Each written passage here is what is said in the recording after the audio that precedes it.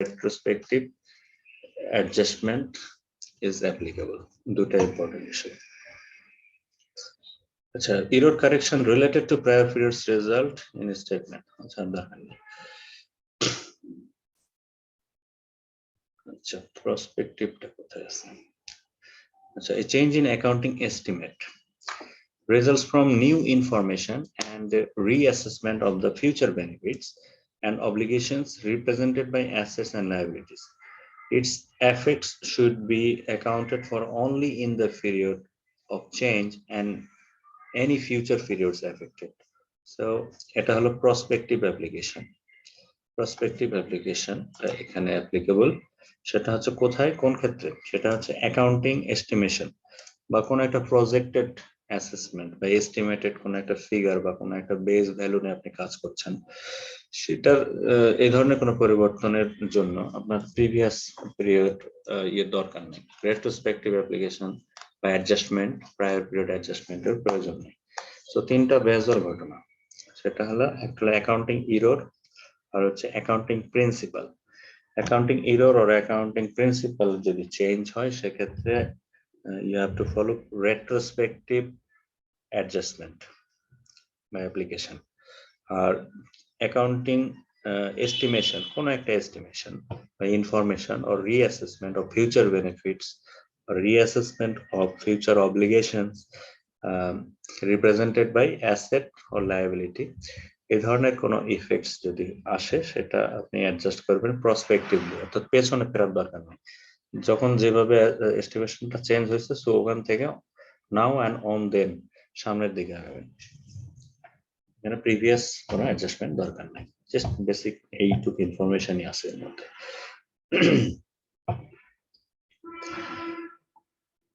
আচ্ছা, আসেন সলভেন্সিটা কি? Solvency, what does it mean solvency? Mujahir ভাইকে দিয়ে শুরু করি।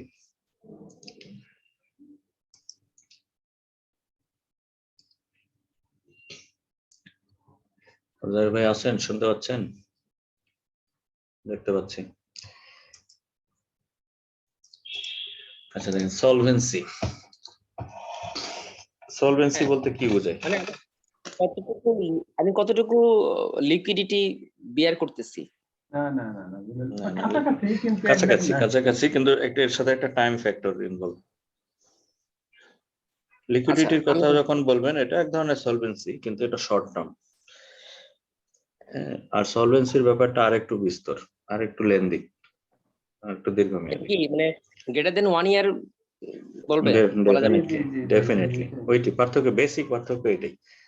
হ্যাঁ, আপনি যখন লিকুইডিটি বলবেন, it's also the ability to pay of the obligations for short term. আর সলভেন্সি হলো it's also one kind of ability to pay its non-current obligation. Non-current money, not short term, for long term, as they come due and thus remain in business in the long run. Contrast with liquidity, বলা আছে contrast, একদম বিপরীত সময়ের দিক থেকে, but মিনিংটা বা উদ্দেশ্য মোটামুটি একই। তো এটা অবশ্যই একটা রিস্ক ফ্যাক্টর ইনসলভেন্সি। তো এর রিলেটেড এটাকে জাস্টিফাই করার জন্য কিছু রেশিও আমরা ইউজ করি। আচ্ছা, রেশিওগুলো আমরা দেখতেছি, তার আগে কিছু ইম্পর্টেন্ট ওয়ার্ড বা সেন্টেন্স দেখে যাই যেগুলো এমসিকিউর জন্য ইম্পর্টেন্ট। সেটা হচ্ছে দেখেন, এক কথায় উত্তর যদি বলে, আপনাকে যদি কেউ বলে যে ডেট কি, হোয়াট ইজ ডেট বা হোয়াট ইজ লায়াবিলিটি, সাধারণত ক্যাপিটাল স্ট্রাকচারকে রিলেট করে যদি বলে লায়াবিলিটি শব্দটা ইউজ করবে না, it will be debt. The debt, what is date? তাহলে এক কথায় একটা স্মার্ট অ্যান্সার আছে, সেটা হচ্ছে date is the creditor interest in the firm. Creditor, ডেটটা প্রোভাইড করে কে? হ্যাঁ, date is provided by the creditor, so it is creditor's interest in the firm. Very smart একটা অ্যান্সার। এবং এই সেন্টেন্সটাকে বিভিন্ন ভাবে টেনে হিস্ট্রি লম্বা করে 4-5টা এমসিকিউ বানানো হয়েছে। মানে আমাকে কখনো টোটাল সামেশন করতে হবে না, এটা একটা কমপ্লিট নন ম্যাথমেটিক্যাল ইস্যু। এটা মানে অ্যাকাউন্টিং এর একটা জেনারেল নলেজ বলতে পারেন। যে ডেট কি, আপনাকে যদি এক কথায় প্রশ্ন, এটা ভাই বাবুটাই যদি জিজ্ঞাসা করি, আমার কত ডেটটুকু আসে পার ইয়ার, সেটা করলে হয়? সরি, মুজাহির ভাই কি বলতেছিলেন? আচ্ছা, এই ইন্টারেস্ট মানে ইন্টারেস্ট রেট ভাইয়া, না কিন্তু। হ্যাঁ বলেন। না আমি ইন্টারেস্ট রেট বলতেছি না, আমি বলতেছি EMI related, EMI in a year. না না না, নট এক্স্যাক্টলি লাইক দ্যাট। এখানে আপনি ম্যাথমেটিক্যাল ইস্যু এর মধ্যে আনিনি না। আর ইএমআই তো সব লোনে তো ইএমআই অ্যাপ্লিকেবল না। কন্টিনিউয়াস লোন হলে কি সেটা লোন না, সেটাও তো একটা ডেট।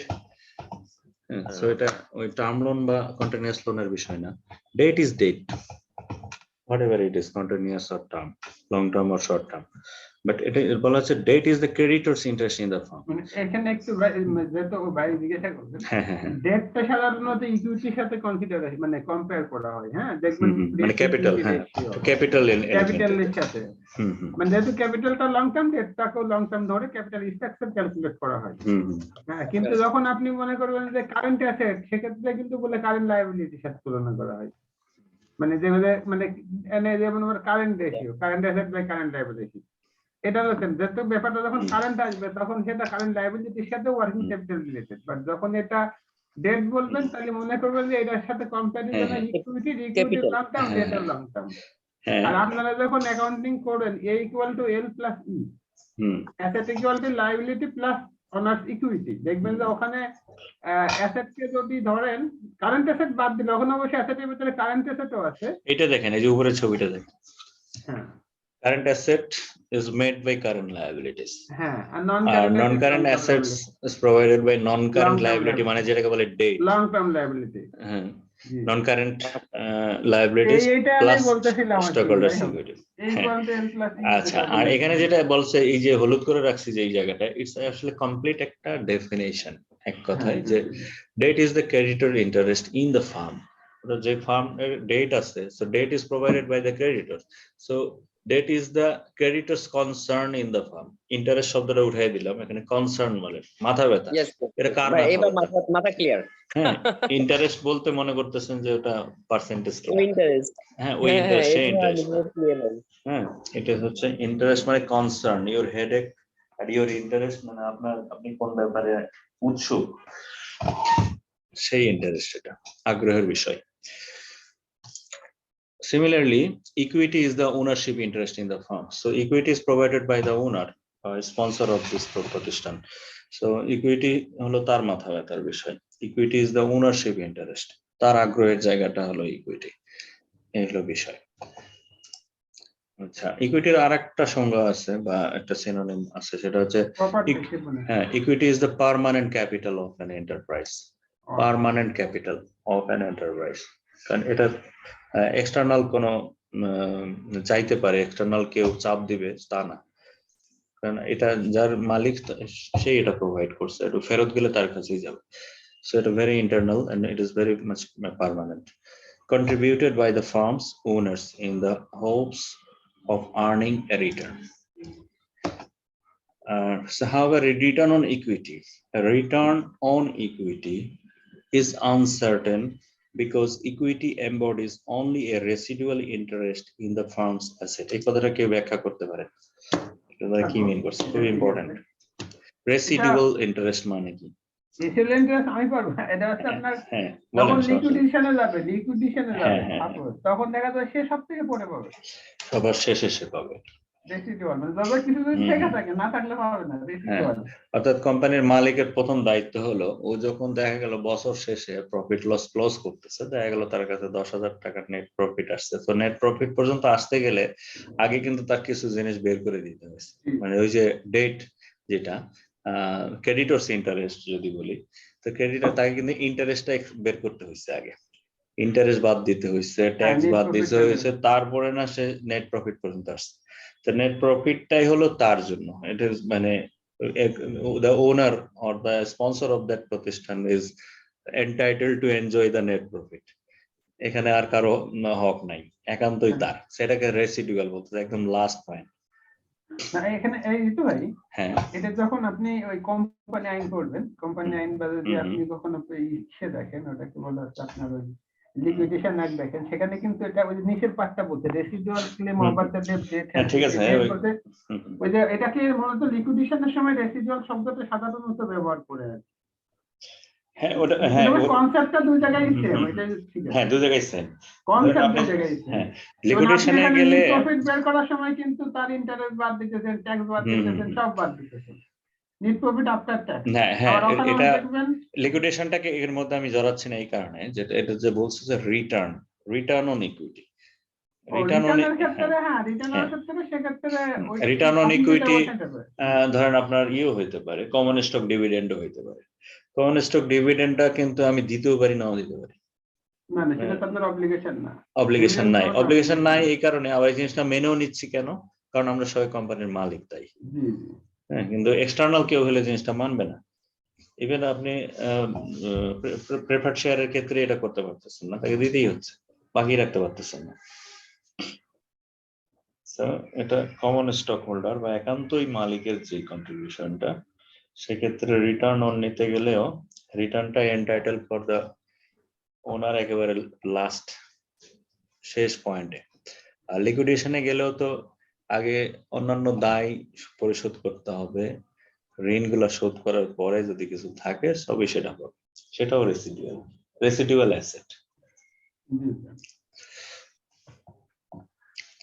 আচ্ছা, ক্যাপিটাল অ্যাডিকুয়েসি খুব সংক্ষেপে এখানে দেওয়া আছে, এর বেশি কিছু দরকার নেই। ক্যাপিটাল অ্যাডিকুয়েসিটা আসলে অন্যান্য সব ফার্মের জন্য প্রযোজ্য না, এটা basically connected with financial institutions like bank or non bank institutes, যারা হাইলি ডেটেড, হাইলি লিভারেজড, এদের বলতে গেলে আসলে নিজের গায়ে কোনো মাংসই নেই, মানুষের টাকাতে ব্যবসা করে, পরের ধনে পোদ্দারি যারা করে, যে ধরনের বিজনেস গুলো আছে, সো তাদের জন্য একটা মিনিমাম ইন্টারন্যাশনাল স্ট্যান্ডার্ড অনুযায়ী একটা ক্যাপিটাল অ্যাডিকুয়েসি রেশিও মেনটেন করতে হয়।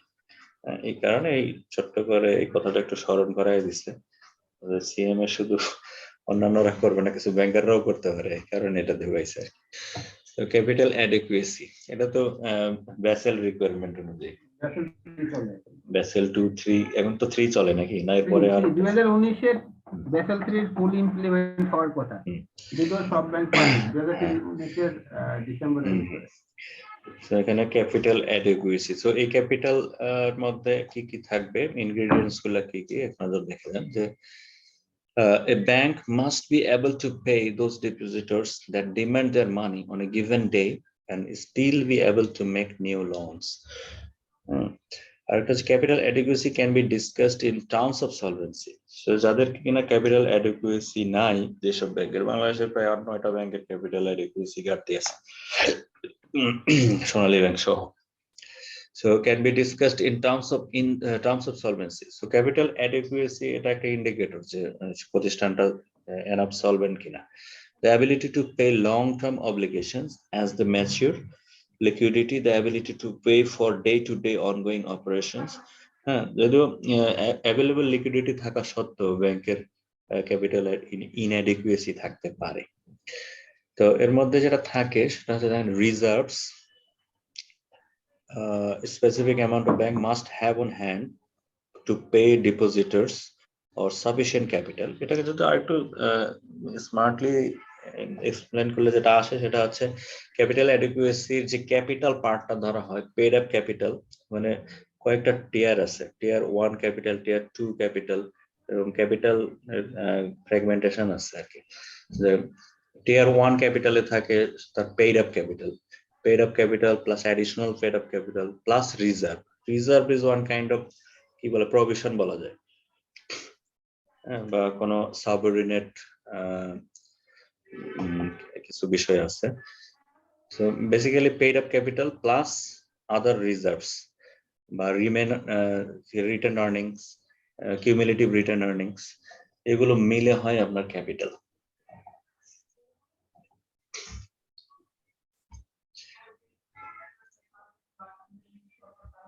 আচ্ছা, capital structure ratios. Capital structure ratios দেখেন, এটা ওইভাবে মনে না রাখলেও চলবে, শুধু খেয়াল করেন ডেট টু ক্যাপিটাল রেশিও বললে আমরা কার সাথে কোনটা ভাগ দিব বা গুণ করব। ডেট টু ক্যাপিটাল, টোটাল ডেপ্টের সাথে total capital. Total debt divided by total capital.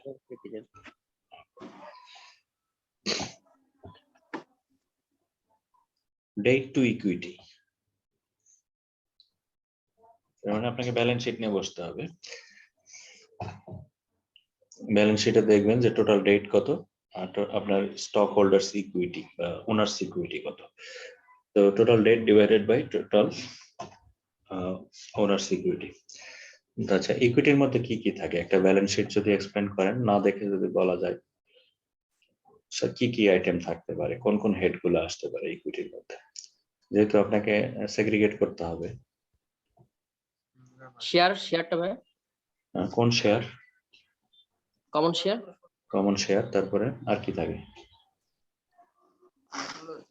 আটটা জানি না এখনো। আচ্ছা, সমস্যা নেই। আপনার common share, definitely common share plus additional paid in capital. Common share বলতে ওটা থাকবে আপনার পেড আপ ক্যাপিটাল হিসেবে বা পেড ইন ক্যাপিটাল, দুটোই লেখা থাকে। অথবা common stock, stock holder security, বিভিন্ন শব্দের বর্ণনা থাকতে পারে। Plus additional paid in capital plus return earning, আর যদি প্রেফার্ড শেয়ার থাকে সেই কয়েকটা মিলে হয় ইকুইটি। আরও থাকতে পারে return earning. Return earning, dividend equalisation, যে কোনো রিজার্ভ আলাদা হেডে থাকে। ডিভিডেন্ড ইকুয়ালাইজেশন রিজার্ভ আর নরমালি আপনার ব্যালেন্স শিটে এই কটা জিনিসই থাকে আসলে, চারটাই মূলত থাকে। আপনার paid up capital, additional paid up capital, return earning, আর in some cases preferred stock থাকতেও পারে, নাও থাকতে পারে। আচ্ছা, তারপর আছে ধরেন long term debt to equity. Long term debt to equity একই জিনিস। আপনি যেহেতু আমাদের ডেট দুই রকমের, শর্ট টার্ম আছে, লং টার্ম আছে। Long term debt to equity ratio যদি জানতে চাওয়া হয় বা প্রয়োজন পড়ে এই ক্যালকুলেশনে, সেক্ষেত্রে আপনি জাস্ট লং টার্ম ডেটটাকে বের করবেন। আপনার ব্যালেন্স শিটটাকে নিয়ে একটু চেক করতে হবে যে লং টার্ম ডেট গুলা কি কি।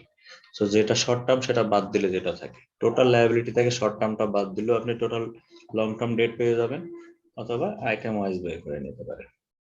অর্থাৎ বর্ণনা দেখে বুঝে নিতে হবে বর্ণনাটা কিরকম হতে পারে। যে ধরেন লং টার্ম ডেটের মধ্যে কি কি থাকতে পারে, অ্যাজ পার ডেসক্রিপশন দেখা যায় লং টার্ম বন্ড থাকতে পারে, বা লং টার্ম মর্গেজ লোন থাকতে পারে। লং টার্ম হলে লং টার্ম বলাই থাকবে, বা নন ডিবেঞ্চার হিসেবে ওইভাবে তার বলে না, জাস্ট বন্ড মানে বন্ডই থাকে, ব্যালেন্স শিটে যেটা লেখে আর কি। বন্ড ডিবেঞ্চার তো বন্ডেরই একটা ক্লাসিফিকেশন। আলাদা ব্রেকআপ দেয় না?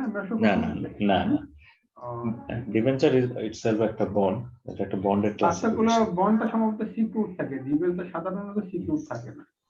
আরেকটা পার্থক্য আছে, ডিবেঞ্চারে ট্রাস্টি থাকে কিন্তু বন্ডের ট্রাস্টি থাকে না বাংলাদেশের আইনে।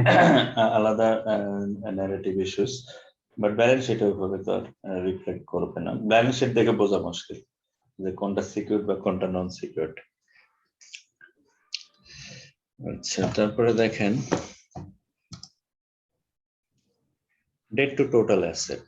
ডেট টু টোটাল অ্যাসেট অর্থাৎ total liabilities divided by total asset, অর্থাৎ টোটাল অ্যাসেটের এগেইনস্টে টোটাল লায়াবিলিটিসটা কি পরিমাণ আছে বা তার রেশিওটা কিরকম, এভাবে বের করা যায়। এগুলোর মধ্যে কিছু ছোট ছোট সেন্সিটিভিটি থাকে, যেমন ধরেন ডেট টু, যেমন একটা উদাহরণ কালকে আমাকে মেসেঞ্জারে পাঠাইছিল আহসান রসুল, আজকে আসে নাই। Debt to equity ratio, debt to equity ratio আর debt to total asset, debt to total asset, এই দুটা রেশিওর মধ্যে একটা সম্পর্ক আছে। সম্পর্ক তো অবশ্যই আছে, যেহেতু ডেট ব্যাপারটা কমন দুইটা জায়গাতেই, debt to equity and debt to total asset. আচ্ছা, যদি একটা প্রতিষ্ঠানের ইকুইটির তুলনায় ডেট বেড়ে যায়, সেই ক্ষেত্রে এই দুটা রেশিও ইকুয়ালি ইম্প্যাক্ট করবে, কিন্তু করবে কিনা? ইকুইটির তুলনায় ইকুইটির ধরেন ইকুইটি যা ছিল, ধরেন প্রিভিয়াস ইয়ারে ধরেন 500 টাকা ডেট ছিল, 500 টাকা ইকুইটি ছিল। বর্তমানে আমার ক্যাপিটাল স্ট্রাকচারে একটু পরিবর্তন আনলাম, দেখা গেল 600 টাকার ডেট, 400 টাকা ইকুইটি। সেক্ষেত্রে ডেট টু ইকুইটি এবং ডেট টু টোটাল অ্যাসেট এই দুটো রেশিওতে যে ইম্প্যাক্টটা পড়বে সেই ইম্প্যাক্টটা আসলে সিমিলার হবে না দুটা আলাদা আলাদা ইম্প্যাক্ট হবে? ডেট ইকুইটি আগে 500 ছিল, হুম এখন পরবর্তী বছরে ডেট ইকুইটি আমি আসলে কেমন ছাড়া বুঝতে পারতেছি না আসলে। যাই হোক, আরেকবার বলতে ভাই। আচ্ছা, রেশিও গুলা কি কি সেটা দেখ। ডেট টু ইকুইটি রেশিও, আর এটা একটা কেস, আর একটা হচ্ছে ডেট টু টোটাল অ্যাসেট। দুটো তো আলাদা আলাদা রেশিও বের করতেই পারি আমরা, যেহেতু ফর্মুলা দেখলাম। ঘটনা হলো, ধরেন 2019 সালে আপনার ক্যাপিটাল স্ট্রাকচার ছিল 500:500। 500 টাকা ডেট, 500 টাকা ইকুইটি। 2020 সালে বা 2021 সালে ধরেন, বা কারেন্ট ইয়ার, যাই হোক, এটা 600 করলাম, এটা 400 করলাম। ডেট বেশি করলাম, ইকুইটি কমাইলাম, কোনো কারণে ধরো আপনার ক্যাপিটাল স্ট্রাকচার চেঞ্জ হয়েছে। সো এই দুইটা রেশিওতে কি ধরনের ইম্প্যাক্ট করবে, বা ইম্প্যাক্টটা সিমিলার হবে কিনা? হুম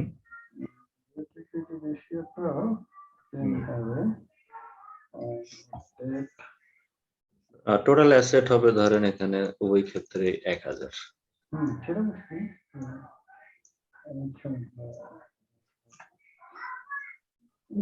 মজার ভাই, একটু কনসেন্ট্রেট করেন, জিনিসটা খুব কঠিন কিছু না। প্রশ্ন এটাই, এই প্রশ্নই আছে, এই প্রশ্ন হলে এইরকম প্রশ্নই হবে, ডেট টু টোটাল অ্যাসেট বা ডেট টু টোটাল ইকুইটি। এই একটা সলভ করলে আরো 10টা উত্তর এমনি দিতে পারবেন।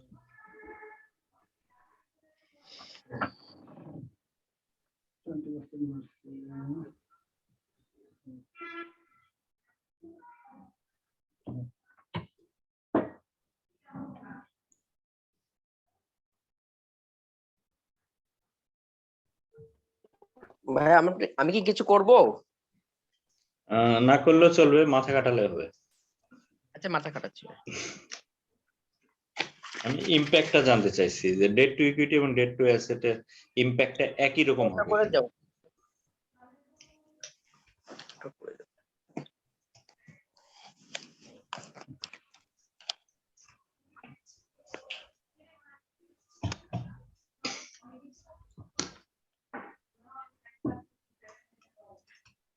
ইমপ্যাক্টটা দুটাতেই মানে পজিটিভ হবে, মানে বাড়বে। আমি জাস্ট সিমিলার না ডিসিমিলার, এটা জানতে চাইছি। সিমিলার, বাট এটা তো আপনার হচ্ছে মানে একদম মানে পয়েন্ট টু পয়েন্ট না, মানে একই তো হারে বাড়বে ব্যাপারটা তা না।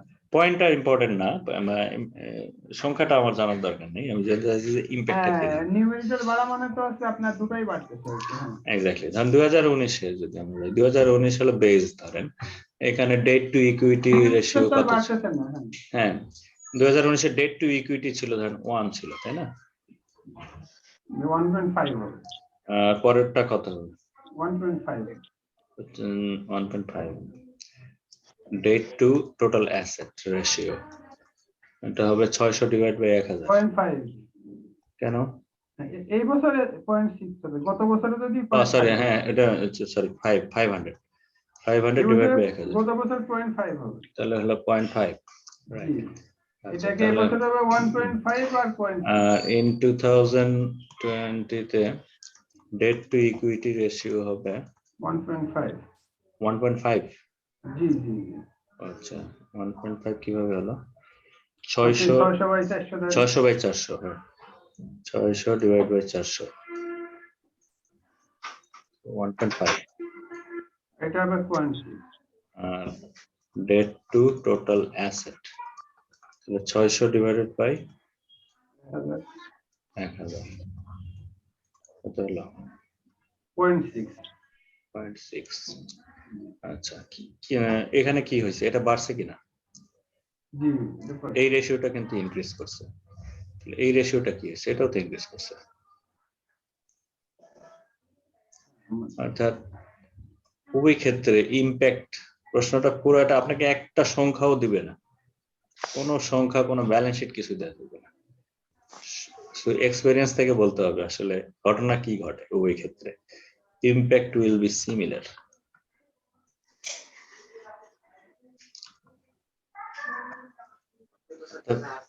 ডেট যদি বাড়ে, সো ডেট টু ইকুইটিতে যে ঘটনাটা যে ইম্প্যাক্টটা করবে ডেট টু টোটাল অ্যাসেটের ক্ষেত্রে একই ইম্প্যাক্ট।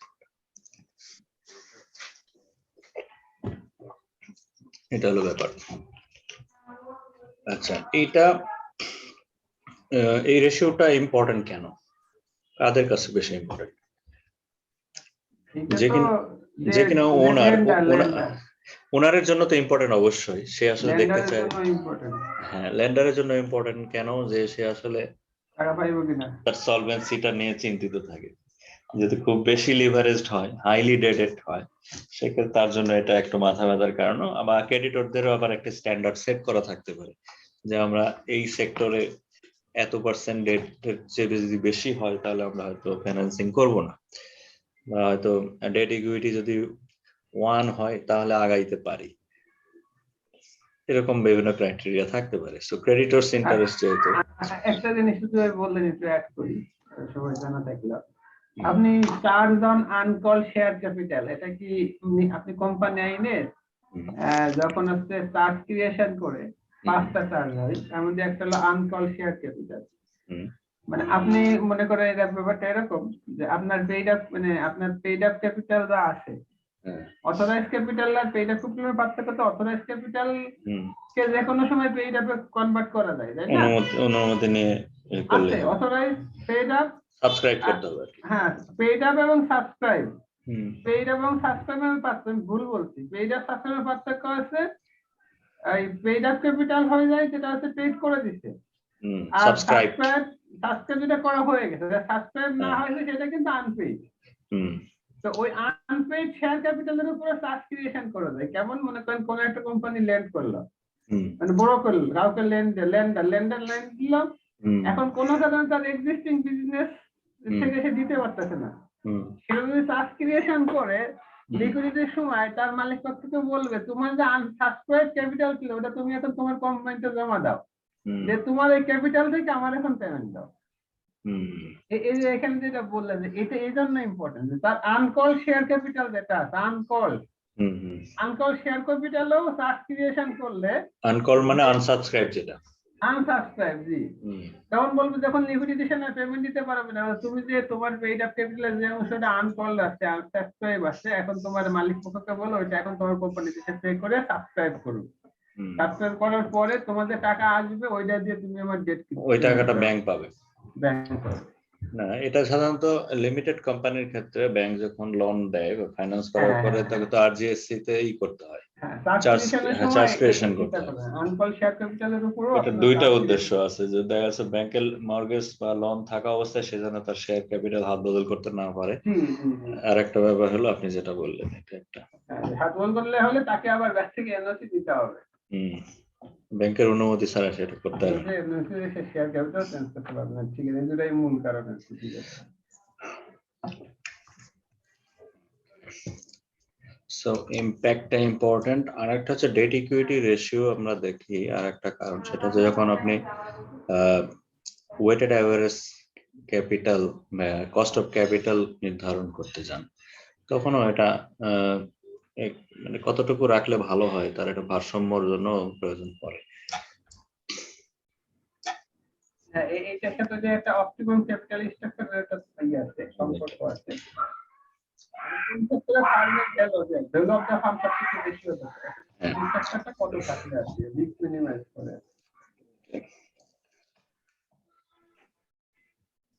এবার আসেন কাভারেজ রেশিও। কাভারেজ খুবই ইম্পর্টেন্ট। যেমন একটা কাভারেজ হচ্ছে এই যে যত রকম কাভারেজ রেশিও আছে, earning cover, interest earning coverage ratio, তারপরে আপনার ডেট সার্ভিস কাভারেজ রেশিও, এই রেশিও গুলা এবং একই সাথে debt to equity, debt to total asset, এই রেশিও গুলা রিলেটেড টু সলভেন্সি। অর্থাৎ এগুলোর মানে শিরোনাম যদি ধরেন তাহলে হবে এটা আন্ডার সলভেন্সি। সো সলভেন্সি জাস্টিফিকেশনের জন্য এই রেশিও গুলো important, like debt to equity, debt to asset, তারপর আর্নিং কাভারেজের মধ্যে একটা ইম্পর্টেন্ট হচ্ছে টাইমস ইন্টারেস্ট। এটা হচ্ছে ইন্টারেস্ট কাভারেজ রেশিওটা কি, এটা ব্যাংকাররা আছে এখানে, সব ব্যাংকারদের জানা কথা যে ফর্মুলাটা দেখলে ক্লিয়ার দেখেন, EBIT divide by interest expense, earning before interest and taxes. আপনার ইনকাম স্টেটমেন্ট থেকে তথ্যটা পাবেন, অর্থাৎ আপনার ইবিআইটি যা আছে তার সেটা দিয়ে আপনি যে ইন্টারেস্টটা ব্যাংক পাবে বা ক্রেডিটরসরা পাবে সেটাকে কতবার আপনি কভার করতে পারেন। ধরেন আপনার ইবিআইটি 10,000 আর ইন্টারেস্ট এক্সপেন্স 2,000, তাহলে বলতে পারেন যে আপনি যা কামাই করছেন তা দিয়ে ব্যাংকের ইন্টারেস্ট 5 বার মেকআপ করার ক্ষমতা আপনি রাখেন, কিন্তু 5 বার তো আর করতে হবে না, আপনাকে করতে হবে মাত্র একবার দিলেই হবে, 5 ভাগের 1 ভাগ দিলেই চলে। তার মানে এর উপরে উদ্বৃত্ত যেটা আছে এর থেকে আমি বুঝতে পারি যে ইউ আর এনাফ সলভেন্ট। হ্যাঁ, ব্যাংকে যারা লোনে কাজ করছেন আপনারা আগে সিআরজি করতেন, ক্রেডিট রিস্ক গ্রেডিং। সিআরজির একটা ইম্পর্টেন্ট রেশিও আছে একদম এইটা টাইম ইন্টারেস্ট আর্ন রেশিও। হ্যাঁ, এখন আরো ডিটেলস করছে, মোটামুটি অনেকগুলো রেশিও চলে আসছে এখানে। সো এটা একটা important indicator to justify a company whether it is solvent or not. তো এটা যত বেশি হয় তত ক্রেডিটরদের জন্য তত মানে মাথা ব্যথাটা কম হয়। হয়তো এগুলো আপনার প্রিভিয়াস অ্যাকাউন্টিং ইনফরমেশন থেকেও জাস্টিফাই করা সম্ভব, আর যদি নতুন প্রতিষ্ঠান হয়, নতুন বিনিয়োগ হয়, সেক্ষেত্রে আপনি প্রজেক্টেড ইনকাম স্টেটমেন্ট দেখেও এটা জাস্টিফাই করতে পারবেন যে তার ইবিআইটি দিয়ে সে পটেনশিয়াল ইন্টারেস্ট কতবার মেকআপ করার ক্ষমতা রাখতেছে। তো এটার জন্য আপনার দরকার পড়বে ইনকাম স্টেটমেন্ট। তো এই ইনফরমেশন গুলো পাবেন ইনকাম স্টেটমেন্ট থেকে, নট ব্যালেন্স শিট। আর একটা হচ্ছে earning to fixed charge ratio. এটা কি বলতে যাচ্ছে? Earnings before fixed charges and taxes. Fixed charges কোনটা?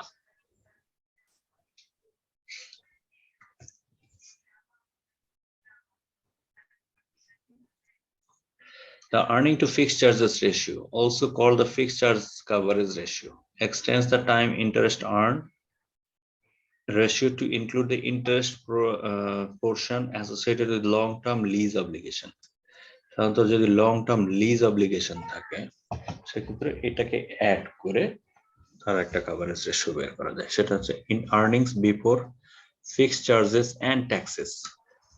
আর ইন্টারেস্ট তো থাকবেই, অর্থাৎ ইবিআইটির সাথে আর একটা ফিগার একটু বাড়তি যোগ করে নিয়ে অ্যাডজাস্টমেন্ট করে তারপরে এটা বের করবেন ফিক্সড চার্জেস।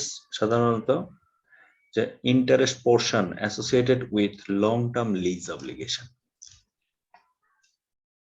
অর্থাৎ যদি আপনার যদি লিজ এগ্রিমেন্ট থাকে সেটার জন্য অবশ্যই একটা ফিক্সড এক্সপেন্স আপনাকে বরাদ্দ করা থাকবে, এত টাকা আপনাকে এক্সপেন্স করতেই হবে। সো এটাও দেখার বিষয় যে আপনি সেটা কভারেজ করতে পারেন কিনা, করলে কতবার করতে পারেন। তো যত বেশি হবে তত ফ্লেক্সিবল। আচ্ছা, এটা ইম্পর্টেন্ট না, এটা important. Leverage, types of leverage আর হচ্ছে আছে লিভারেজ রেশিও। লিভারেজ দুই ধরনের, একটা হচ্ছে অপারেটিং লিভারেজ আর একটা হচ্ছে ফিনান্সিয়াল লিভারেজ। তো ফিনান্সিয়াল লিভারেজের সাথে অনেক ডেট ইকুইটির সম্পর্ক আছে, আর অপারেটিং লিভারেজের সাথে সম্পর্কটা আসলে হচ্ছে সেলস আর operating income. Sales and operating income. Operating leverage দিয়ে দেখা হয় বা টেস্ট করা হয় যে এটা যে আপনার অপারেটিং এক্সপেন্স 1 টাকা বাড়াইলে বা 1% চেঞ্জ করলে তো সেলসের উপরে কি প্রভাব পড়ে, যে চেঞ্জেস ইন অপারেটিং এক্সপেন্স আর ইম্প্যাক্ট অন সেলস, এটা আমরা বুঝতে পারি অপারেটিং লিভারেজ থেকে। আর ফিনান্সিয়াল লিভারেজটা হচ্ছে arises from the use of high level of debt in the firms financing structure revealed through amount paid out for interest. So এটা কিছুটা আপনার ফিনান্সিয়াল লিভারেজ বলতে কি বোঝায়? লিভারেজের সাথে আপনি যখন অ্যাকাউন্টিং বা ফিনান্সে থাকবেন লিভারেজ বলতেই বুঝবেন যে ডেট, লোন। যদিও লিভারেজ ব্যাপারটা আসলে ফিজিক্সের টার্ম, লিভার থেকে লিভারেজ। হ্যাঁ, একটু সরি, অপারেটিং লিভারেজের ক্ষেত্রে সাধারণত যেটা দেখা যায় যে মানে সেলস এর পার্থক্য হইলে, অপারেটিং লেভারেজ সেলস এর পার্থক্য হইলে এখানে একদম করা হয়। আচ্ছা, হ্যাঁ, জাস্ট আমি হ্যাঁ উল্টাটা বলছি। Percentage change in sales. হ্যাঁ, ইবিআইটি অপারেটিং ইনকাম। অর্থাৎ এখানে ডিনোমিনেটরটা হচ্ছে percentage change in EBIT, percentage change in sales, বা হ্যাঁ ডিগ্রি অফ অপারেটিং মার্জিন বা ইবিআইটি হ্যাঁ, একই জিনিস আর কি। ঠিক আছে, operating income of EBIT. Okay, আচ্ছা, একটা জিনিস এখানে পার্থক্য আছে, যদি আপনাকে ডিগ্রি বলে, হ্যাঁ, degree of operating leverage, degree শব্দটা যখন দেবেন, degree of operating leverage and degree of financial leverage, না দুটার মধ্যে একটু পার্থক্য আছে। তো ডেফিনেটলি দুটো দুই জিনিস। হ্যাঁ, যদি না ওইটা যদি মানে আপনার ডিগ্রি অফ অপারেটিং লিভারেজ তখন কন্ট্রিবিউশন মার্জিন বাই ইবিআইটি, আর যদি বলে অপারেটিং লিভারেজ ডিগ্রি, সেক্ষেত্রে পার্সেন্টেজ অপারেটিং, যদি ডিগ্রি অফ অপারেটিং লিভারেজ বলে। আমি একটু আসলে আজকে অঙ্কটা করলাম সকালবেলা। আচ্ছা, আমি দেখাচ্ছি, আমি একটা ডিটেইল শীট দেখাচ্ছি। ডিটেইল শীটটা দেখেন, আমাদের সেপ্টেম্বরে আমাদের ফার্স্ট ক্লাসের একটা শীট ছিল, দেখাচ্ছি। অপারেটিং লেভেলে percentage in EBIT, percentage in sales, মানে এক ইউনিট সেলস চেঞ্জ করলে ইবিআইটি চেঞ্জটা কত হবে। যদি আপনাকে বলে অপারেটিং লেভেলে, সেক্ষেত্রে contribution margin by degree of operating level, contribution margin by EBIT.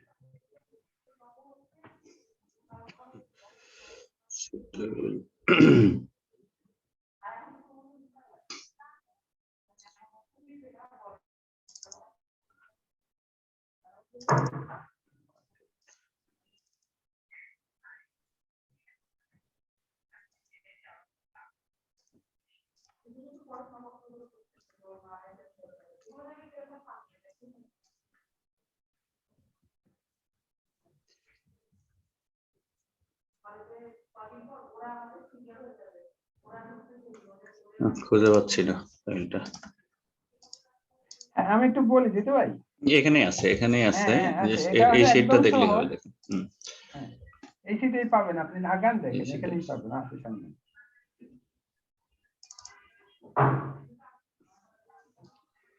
এখানেই আছে, সূত্রগুলো দেখলে ক্লিয়ার করা যাবে। ডিগ্রি অফ অপারেটিং লিভারেজ সূত্রতে সামান্য একটু তফাৎ আছে, সিঙ্গেল পিরিয়ড আর ডাবল পিরিয়ড থাকলে কি রকম হবে, বাট বেসিক জিনিসটা একই, উদ্দেশ্য। যদি সিঙ্গেল পিরিয়ড থাকে তখন আপনি কন্ট্রিবিউশন মার্জিন বাই ইবিআইটি, যদি আপনার মাল্টিপল পিরিয়ড থাকে তখন আপনাকে ওই যে পার্সেন্টেজ চেঞ্জ এইটুকুই পার্থক্য, আর কোনো পার্থক্য নেই। জি, সিঙ্গেল পিরিয়ডে একরকম হয়, মাল্টিপল পিরিয়ডে কি রকম হবে। ডিগ্রি অফ অপারেটিং লিভারেজ পাবেন contribution margin divided by operating income or EBIT.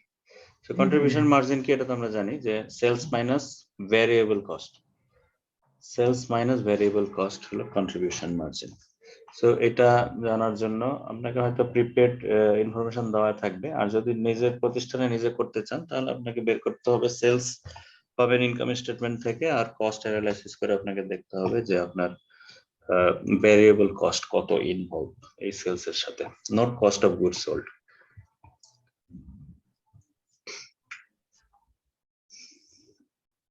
আর যদি হ্যাঁ মাল্টিপল ব্যালেন্স শিট বা income statement, multiple 2 years information যদি দেওয়া থাকে কম্প্যারিজনের ক্ষেত্রে, সেক্ষেত্রে সূত্রটা একটু চেঞ্জ, সেটা হচ্ছে percentage change in operating income, percentage change in operating income or EBIT. Percentage চেঞ্জটা কিভাবে পাবেন?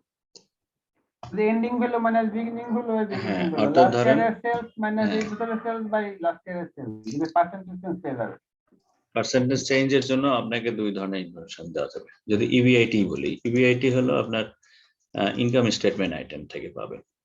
ধরেন এটা 2020 আর 2019, তো ইনকাম স্টেটমেন্ট যদি ইবিআইটি এখানে পাই আমি, ধরেন এখানে ছিল 100 টাকা, এখানে ছিল 110 টাকা, তাহলে চেঞ্জ হয়েছে কত?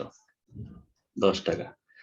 তো এটা টাকায় চেঞ্জ হলো 10, তাহলে পার্সেন্টেজ যদি করা হয় এটাকে 10% পার্সেন্টেজে এক্সপ্রেস করলে আপনার হবে 10%। সো পার্সেন্টেজ এটা হলো চেঞ্জিং এর sign, percentage change in operating income. তারপরে ধরেন এখানে 10 divided by percentage in sales, এটাও পাবেন আপনি ইনকাম স্টেটমেন্ট। ইনকাম স্টেটমেন্টের প্রথমেই থাকবে সেলস।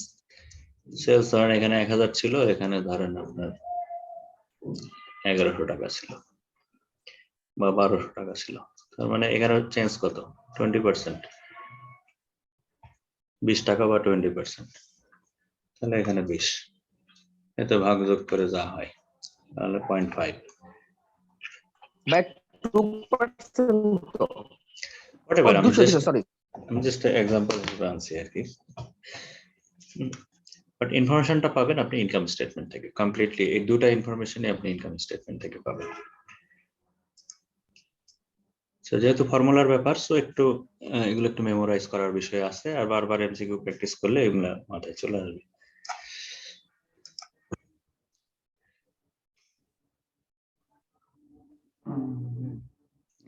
ইনকাম স্টেটমেন্ট দেওয়াই থাকবে আপনার। মাল্টি পিরিয়ড ইউজ করতে গেলে আপনাকে ধরেন এখানে যেহেতু দুইটা দেওয়া আছে 2 বছরের, সো এটা আসলে মাল্টি পিরিয়ড, এই ফর্মুলাটা ইউজ হবে এখানে।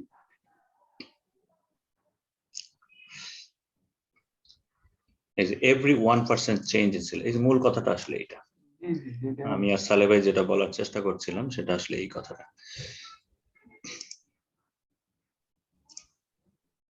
Every 1% change in sales generates 0.7% change in EVAT. So এটা ক্যালকুলেশন করে 0.7 পাওয়া গেছে, বাট মূল তত্ত্বটা হচ্ছে এটা ডিগ্রি অফ অপারেটিং লিভারেজ দিয়ে দেখা হয় যে সেলসের যে পরিবর্তনটা, change in sales, how does ইট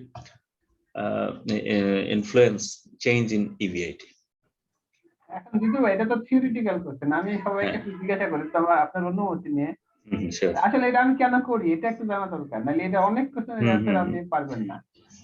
এটা কেন করা হয় এটা একটু সবাই যদি চিন্তা করেন, ব্যাপারটা হলো এরকম যে আপনার সেলস তো সারা জীবন কনস্ট্যান্ট থাকবে না, কিন্তু আপনার যে ফিক্সড কস্ট, আপনি যখন ইবিআইটি করছেন তাহলে আপনার ফিক্সড কস্ট কিন্তু আজীবন কনস্ট্যান্ট, আনটিল আর আনলেস কোনো কিছু মেজর কোনো কিছু না হবে।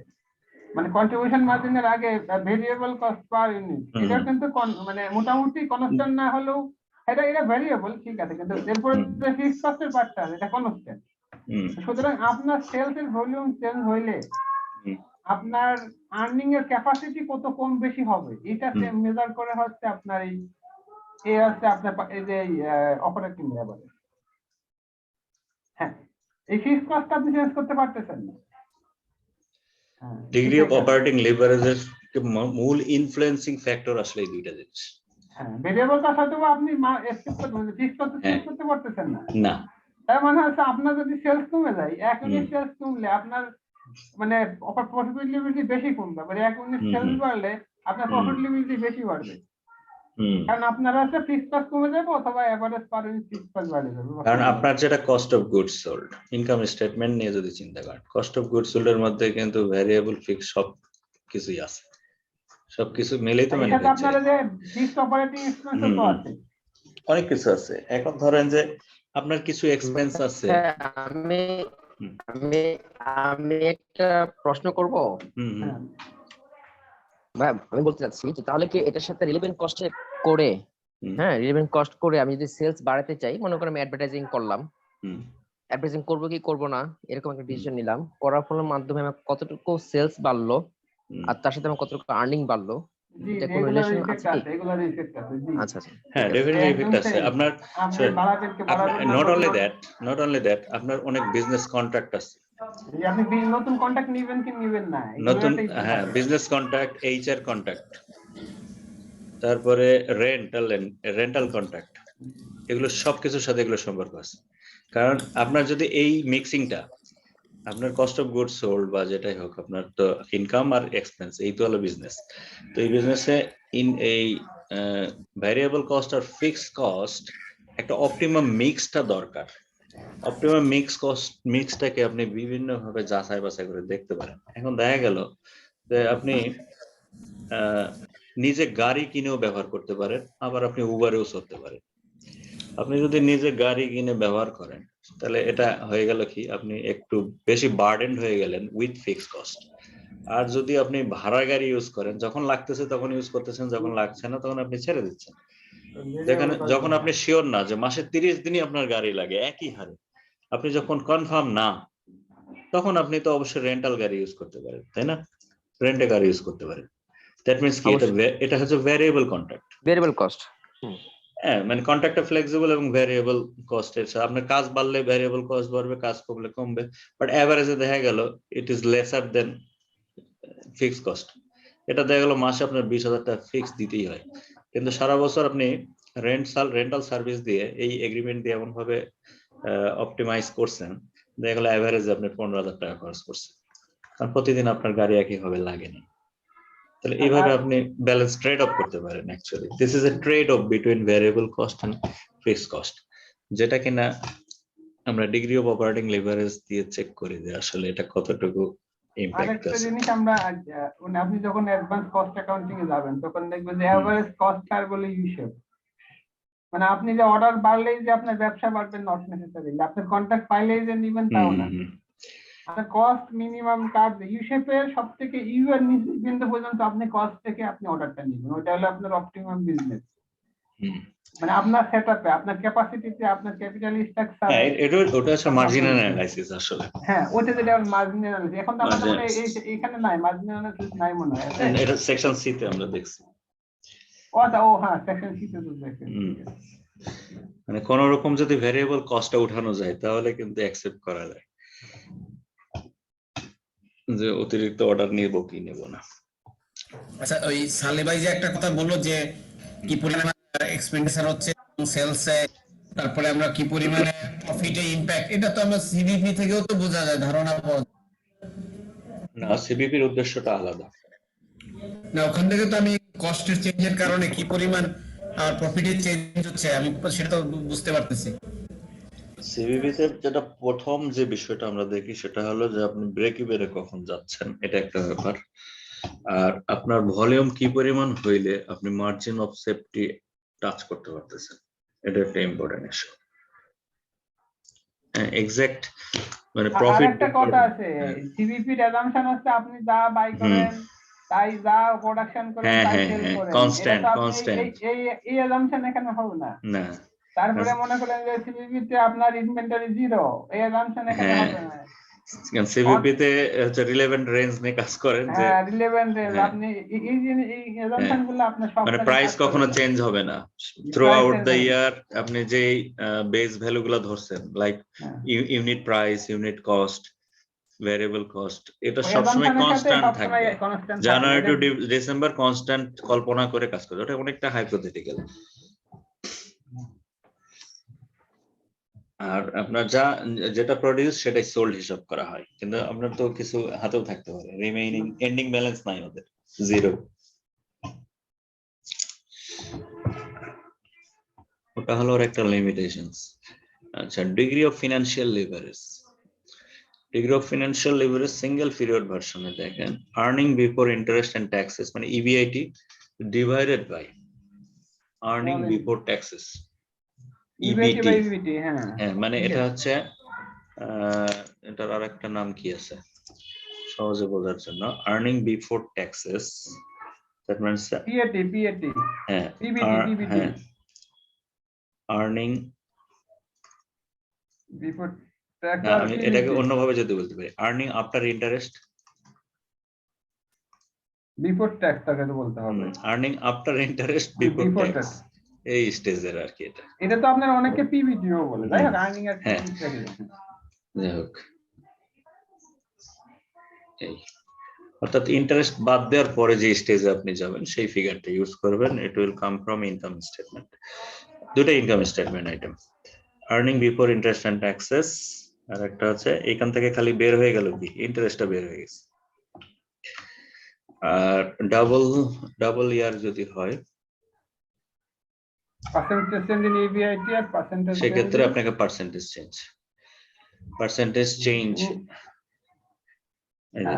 চেঞ্জ ইন নেট ইনকাম বা ইবিআইটি যাই বলেন আপনি, এটা না ইবিআইটি হ্যাঁ না ঠিক আছে সরি আমি বুঝছি Net income. Percentage in earning up EBT হুম।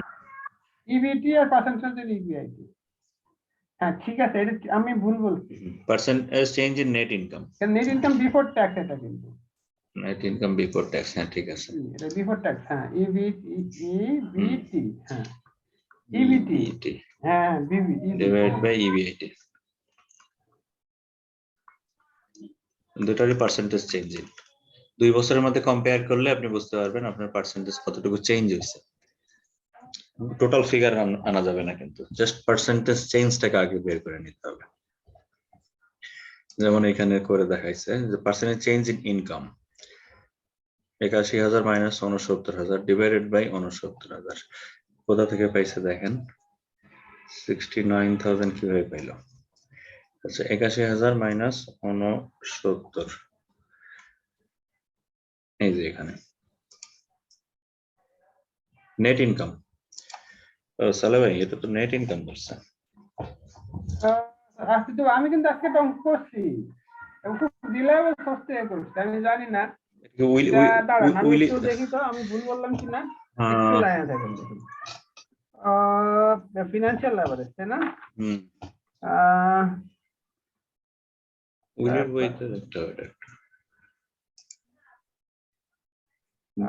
বই ভেদে তো দিতে হয় হ্যাঁ আমি মনে হয় ভুল করছি নেট ইনকাম আচ্ছা তো বই ভেদে আসলে সূত্র চেঞ্জ হওয়ার কোনো সুযোগ নেই। আচ্ছা নেট ইনকাম এটা শুধুমাত্র সিঙ্গেল পিরিয়ডের ক্ষেত্রে ইবিটি আসতেছে, বাট ডাবল পিরিয়ডে এটা আসবে না।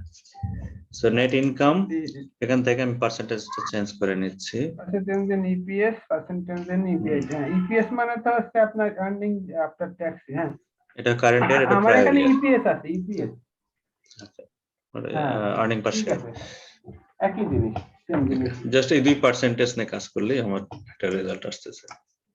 কিন্তু ভাই এটা করব কেন?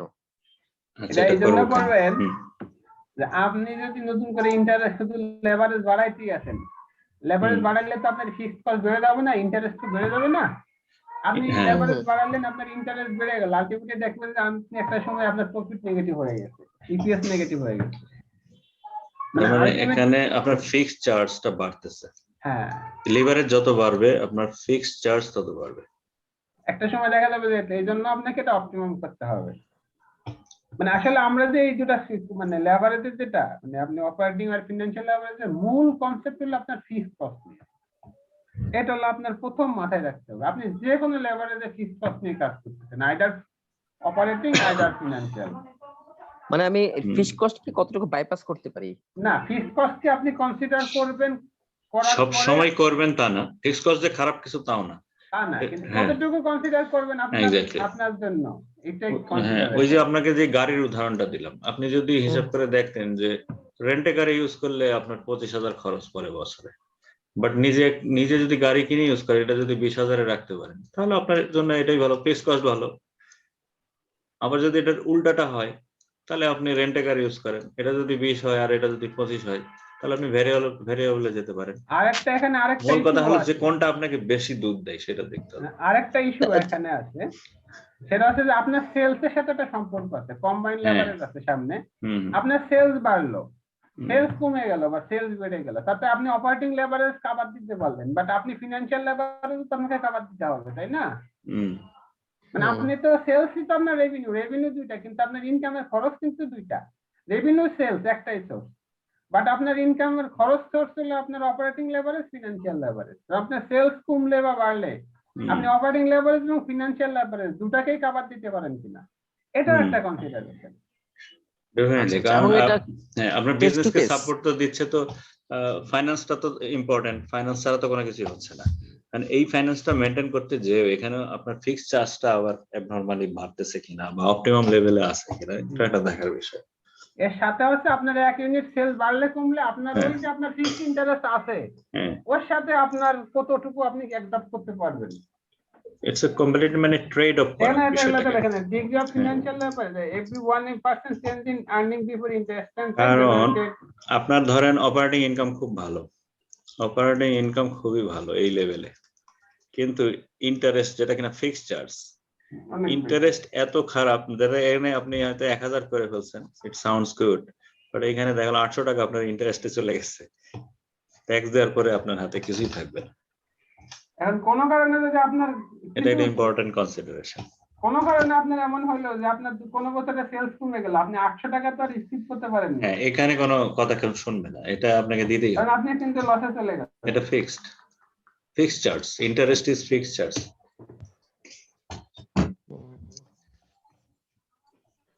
তার মানে আমাকে দুইটা সাইডই দেখতে হবে। জি জি Exactly. দেখতে হবে। এই জন্য তো এটাকে বলা সলভেন্সি প্রশ্নটা তো ওইখানে, আপনার লং টার্মের জন্য আপনি আপনার ব্যবসার ক্যাপিটাল কতটুকু মানে এটা আপনি সার্ভাইভ করতে পারবেন। এটা কি ইন্ডাস্ট্রি কেস টু কেস, মানে প্রত্যেক এটা ইন্ডাস্ট্রির জন্য আপনার কি হবে? প্রতিষ্ঠান তো প্রতিষ্ঠান ভ্যারি করে। ভ্যারি করে, হ্যাঁ হ্যাঁ হ্যাঁ। এটা আপনার ওয়ার্কিং ক্যাপিটাল স্ট্রাকচার, মানে আপনার ক্যাপিটাল স্ট্রাকচার, এটা তো আলটিমেটলি ক্যাপিটাল স্ট্রাকচারের অংশ। আপনার ক্যাপিটাল স্ট্রাকচার কত হবে সেটা তো আপনি নিজে বুঝবেন। আপনার ইন্ডাস্ট্রির একটাই ব্যাপার থাকে, কিন্তু আপনার নিজের ওয়ার্কিং ক্যাপিটাল আপনার নিজের ইফিসিয়েন্সির উপরে নির্ভর করে আপনার ক্যাপিটাল স্ট্রাকচারটা, যেটাকে বলে ওয়েটেড এভারেজ কস্ট। ওকে, এবার আসেন মার্কেট রেশিওস। মার্কেট রিলেটেড আমাদের কাছে বেশ কিছু গুরুত্বপূর্ণ কিছু রেশিও আছে। কিন্তু ভাই একটা জিনিস বাদ দিয়ে গেলেন মনে হয়, যে কোনটা? কম্বাইন্ড লেভারেজটা। কম্বাইন্ড লেভারেজটা আমি পাই নাই আসলে। আমি তো পড়ছি, এটা হচ্ছে আপনার, এটা হচ্ছে ওই দুটো মিলে কি হবে, অপারেটিং লেভারেজ ফিনান্সিয়াল লেভারেজ গুণ হলো কম্বাইন্ড লেভারেজ হয়। আর কম্বাইন্ড লেভারেজে DOL percentage change in EPS আর পার্সেন্টেজ চেঞ্জ ইন সেলস। যদি বলে আপনার টোটাল ইফেক্টটা কত হবে, কখনো যদি বলে টোটাল ইফেক্ট, ওটা হচ্ছে টোটাল লেভারেজ। টোটাল লেভারেজ বা কম্বাইন্ড লেভারেজ একই জিনিস। আচ্ছা, একটা এমসিকিউ আমি পাইছি কিন্তু আমি ন্যারেশনে পাই নাই। এবার এই দুটো জানলে হবে আপাতত। আমরা একটু মার্কেট রেশিওতে আসি, এটা একটু সময় লাগবে বা কারো কারো জন্য নতুন মনে হতে পারে ওয়ার্ডগুলা। ওই ভাই ভালো করে খেয়াল করেন। আচ্ছা, মার্কেট রেশিও গুলা ওগুলো সেগুলাই আসলে অ্যাজ পার ডেসক্রিপশন, এটা যেগুলা রিলেটেড টু ক্যাপিটাল মার্কেটের রিলেটেড কিছু রেশিওস আছে, যেমন আপনার ইপিএস। ইপিএস মানে তো জানি earning per share. Earning per share কোনটাকে আর্নিং পার শেয়ার বলা হয়? Net product type by number of common share outstanding, এটা তো জানতাম। আচ্ছা, ইপিএস টা হচ্ছে, খেয়াল করেন, এনপিএটি, নেট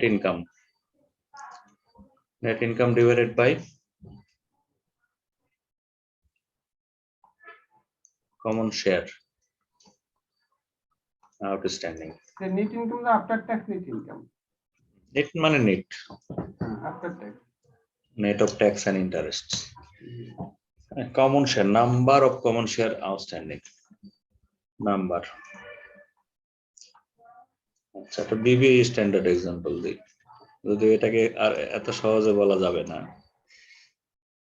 নেট ইনকাম যদি আপনার ধরেন 1000 টাকা হয়, আর number of common share outstanding, অর্থাৎ আপনার কোম্পানির কমন শেয়ারের সংখ্যা ধরেন ফর এক্সাম্পল 1000, তাহলে ইপিএস হলো 1 টাকা। আচ্ছা, আর একটু অ্যাডভান্স লেভেলে বলতে গেলে এই যে number of common share outstanding, এটা নির্ধারণ করাটা একটু জটিল। এটা বলা হয় এইটা weighted average number of common stock outstanding, weighted average. হ্যাঁ, শুধু plain number of common share outstanding টার্মসটার মধ্যে ভুল থাকতে পারে, কারণ যেহেতু নাম্বার অফ শেয়ার বছরের শুরু থেকে শেষ পর্যন্ত কমতেও পারে বাড়তেও পারে, এটা সবসময় কনস্ট্যান্ট থাকবে এমন কোনো হাদিস নাই। থাকতে পারে, but it may also change. So এই টার্মটা বেশি appropriate, weighted average number of common stock outstanding. আচ্ছা, income available to common share. আচ্ছা, নেট ইনকাম নিয়েও কথা আছে, যেহেতু আমরা অ্যাডভান্স লেভেলে আছি, সো অ্যাডভান্স লেভেলের কথাবার্তা হলো এটা যে শুধু নেট ইনকাম মানেই আপনি নেট ইনকাম দিয়ে আপনি ইপিএস বের করতে পারেন না। প্রিফার্ড শেয়ারের ডিভিডেন্ড হ্যাঁ, এখানে একটা বাড়তি কনসিডারেশন আছে, নেট ইনকাম দিয়ে সবকিছু করা যাবে না।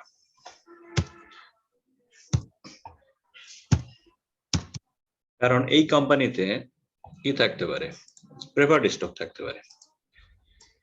যদি এই কোম্পানির ক্যাপিটাল স্ট্রাকচারে প্রেফার্ড স্টক থাকে, সেক্ষেত্রে নেট ইনকাম থেকে প্রেফার্ড স্টকের জন্য অ্যালটেড ডিভিডেন্ড কে মাইনাস করতে হবে, তারপরে যেটা থাকবে সেটা দিয়ে আপনি ইপিএস বের করবেন।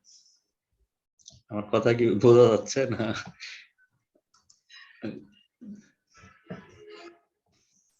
বলে যান, শুনতেছি। আচ্ছা, না অন্যরা বুঝতে পারবে হয়তো, কারণ আগে কার কার জন্য এটা সেকেন্ড টাইম ক্লাস হচ্ছে। কারণ অ্যাডভান্স লেভেলে আসলে এত পেছনে যে নেট ইনকাম থেকে বোঝানো সম্ভব না, একটু পড়তে হবে আপনাদের। নেট ইনকাম তো আমরা বুঝি যে ট্যাক্স আর ইন্টারেস্ট বাদ দিয়ে যেটা হয় সেটা নেট ইনকাম। এখন দেখা গেল কোম্পানির ক্যাপিটাল স্ট্রাকচার আছে, আসেন একটু পেছনে যাই, কারণ কেউ কেউ নতুন আছে, ওহিত ভাই আছে নন বিজনেস। আচ্ছা, ক্যাপিটাল স্ট্রাকচার বা ইকুইটি বলে, ইকুইটি বলা ভালো।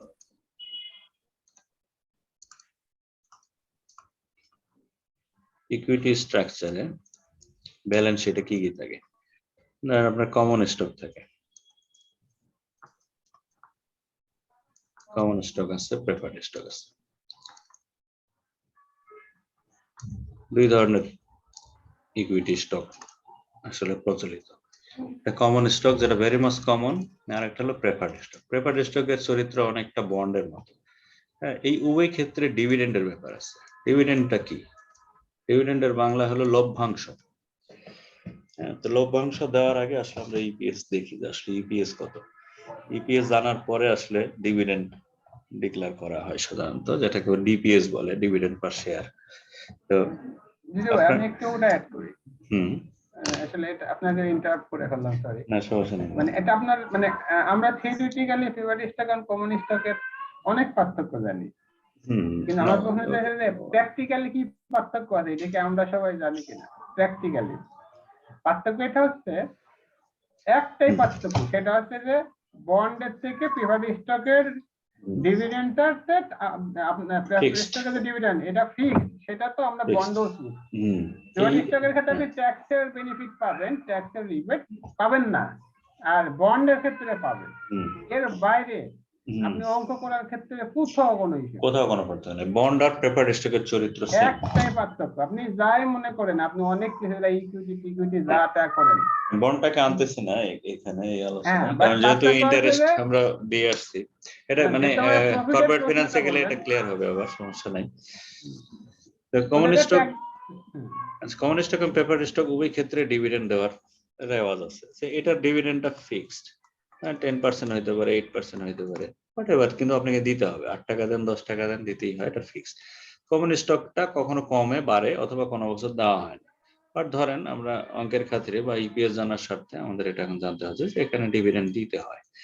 আচ্ছা, এখন নেট ইনকাম, ইপিএস এর সূত্রটা আমরা শিখলাম যে net income divided by common stock number of common stock outstanding. আচ্ছা, উভয়েরই কিন্তু নাম্বার আছে। প্রেফার্ড স্টক একটা কোম্পানিতে কত হাজার আছে, কমন স্টক একটা কোম্পানিতে কত হাজার ইস্যু করা আছে, এগুলো ডিফাইন্ড জিনিস।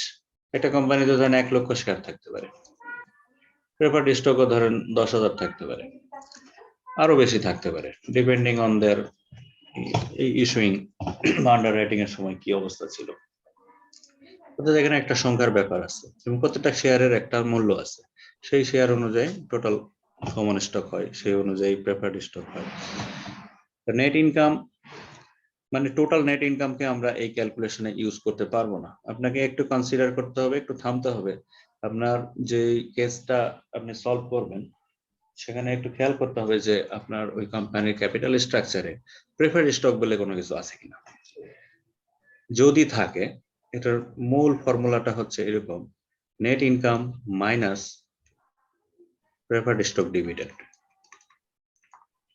অর্থাৎ এই কোম্পানির যদি প্রেফার্ড স্টক থাকে, ওকে যদি ধরেন 10,000 টাকা আপনাকে প্রেফার্ড স্টকে ডিভিডেন্ড বাবদ দিতে হয়, এখন দেন নাই ভালো কথা, দিতে হবে, কাল দিবেন পরশু দিবেন, যখন দেন দেন, এই 10 টাকা প্রভিশন আপনাকে রাখতে হবে।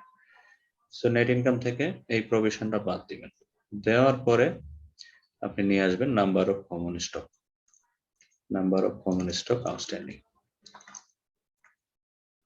যদিও এটা বের করার আরেকটা ফর্মুলা আছে, সেটা পরের এই 3 নাম্বার স্টেজে আছে, এটাকে বলে weighted average, weighted average number of common stock outstanding. দিলে যেটা পাবেন সেটা ইপিএস। এই পর্যন্ত ক্লিয়ার কিনা, কারণ প্রশ্ন আছে কিনা, কোন টার্ম নাই ভাই, অপরিচিত কিনা? আমার নাই। আচ্ছা, প্রশ্ন না করলে আসলে বুঝতে পারবো না।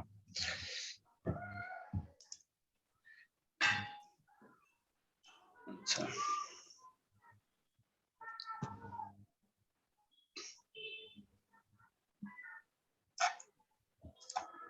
তারপর দেখেন income available to common share, income available to common share, যেটা এই যে এখানে এতক্ষণ করলাম, এই যে এটাই হলো ইনকাম অ্যাভেলেবল, এই ফর্মুলাটা।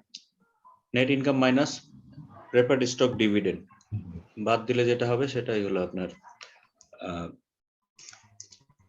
Income available to common share, IACS, net income minus preferred share dividend. Okay, তারপরে দেখেন weighted average number of common stock outstanding.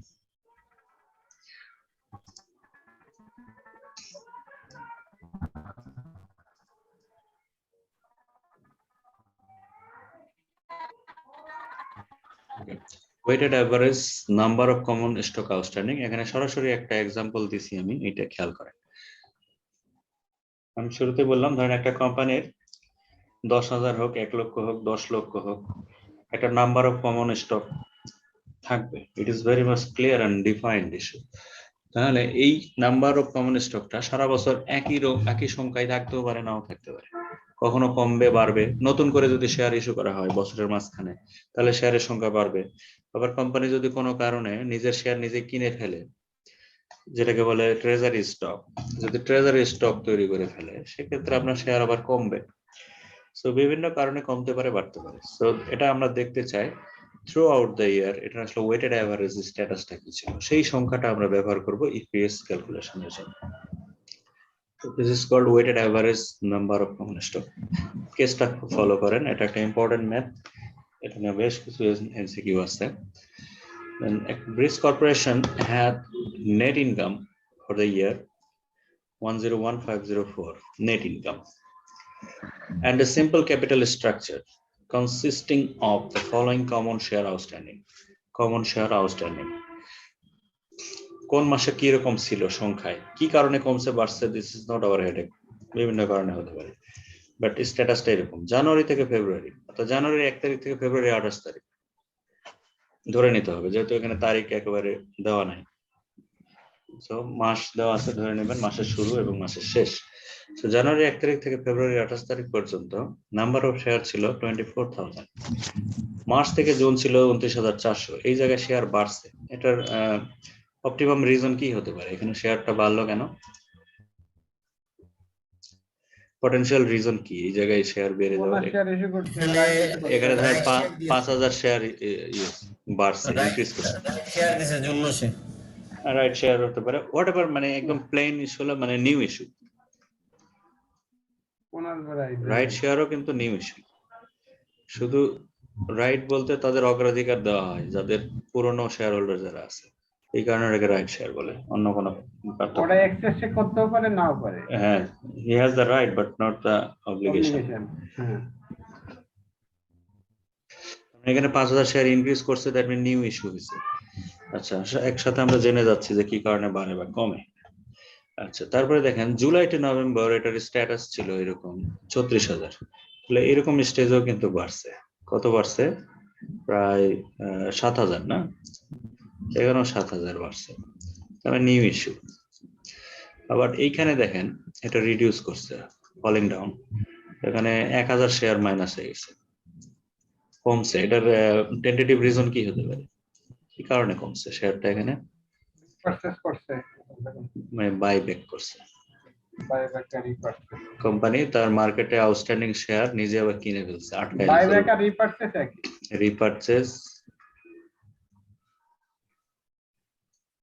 রিপারচেজ করা, যেটা কিনা এটা ইউজুয়াল টার্মটা হচ্ছে ট্রেজারি স্টক।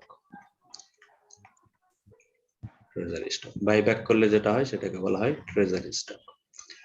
লকড হয়ে গেছে এটা একদম। লক না, ক্যান্সেল হয়ে গেছে এটা, আর ক্যান্সেল। কখনো ইস্যু করা যাবে হ্যাঁ, না। এটাকে কিন্তু আর কখনো মার্কেটে ছাড়া যাবে না, ক্যান্সেল। সো আমরা একসাথে রিজন গুলো দেখলাম, এটা এখন স্ট্যাটাস। এখন এই ঘটনা থেকে যদি আপনাকে ইপিএস বের করতে বলা হয়, আপনি কোন সংখ্যাটা ইউজ করবেন? 24,000 ব্যবহার করবেন না 36,000 না 29,000? ওয়েটেড এভারেজ লাগবে। ওয়েটেড এভারেজ করতে হবে, আপনি বাধ্য এটা করতে। ওয়েটেড এভারেজটা কিভাবে বের করব?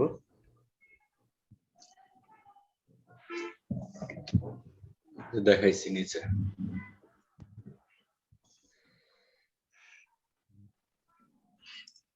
ওয়েটেড এভারেজ বের করার নিয়মটা হলো, দেখেন জানুয়ারি টু ফেব্রুয়ারি এটা স্ট্যাটাস যেটা ছিল 24,000। তো এটা ছিল বলতেছে এই 24,000, এই 24,000 স্টে করছে। এটাকে বলে অ্যানুয়ালাইজ দিস প্রসেস। আমরা যে প্রসেসে ক্যালকুলেশনটা করছি এটাকে আসলে অ্যানুয়ালাইজেশন বলা হয়। অ্যানুয়ালাইজেশন করলে দেখা যাচ্ছে তার সংখ্যা 24,000 হলো 12 মাসের তুলনায় এটার ইম্প্যাক্ট ছিল আসলে ইকুইভ্যালেন্ট টু 4,000 শেয়ার।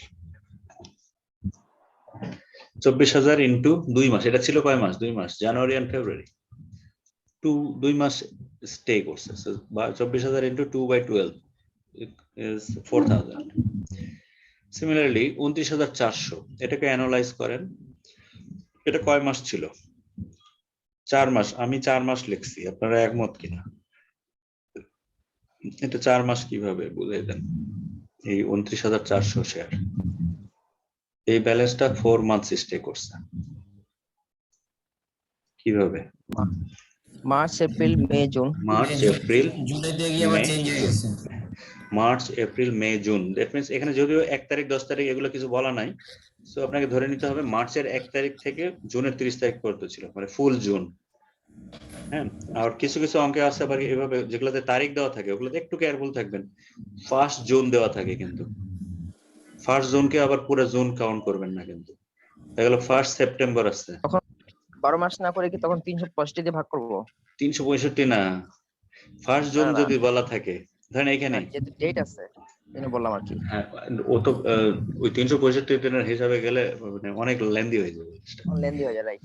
হ্যাঁ, সো 1 জুন এরকম তারিখ থাকলে একটু খেয়াল করবেন, সেক্ষেত্রে আগের মাস পর্যন্ত ধরবেন, পুরো জুন কাউন্ট করবেন না, যেহেতু আমরা মাস দিয়ে অ্যানালাইজ করতেছি। সো এটা ধরে নেবেন আপনি মে পর্যন্ত। এই 1 জুন বলাটা মানে ভেরি কনফিউজিং, মানে আমরা অনেক সময় খেয়াল করি না, কিন্তু পুরো জুন কাউন্ট করছে।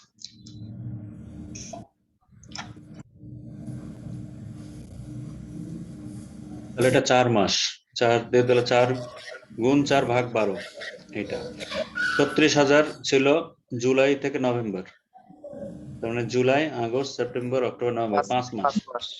5 তাহলে হলো 15,000। 5/12। আর ডিসেম্বর 35,040 ইন্টু 1 মানে 2920। তাহলে এই সবগুলো যোগ করলে হবে 31,720। 31,720। আচ্ছা, এখন দেখেন আমরা ইপিএস বের করব।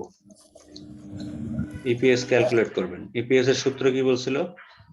Net income minus net income minus common stock dividend. Sorry net income minus ঠিক ছিল, net income minus preferred stock dividend. Preferred stock dividend, এখানে একটু ব্র্যাকেট দেই, ইফ এনি, যদি থাকে, না থাকলে নাই। হ্যাঁ, সো এইটুকের নাম কি? এইটুকের একটা নাম আছে, আমি সেকেন্ড ইনকাম अवेलेबल কি দিয়েছে? এক্স্যাক্টলি, ইনকাম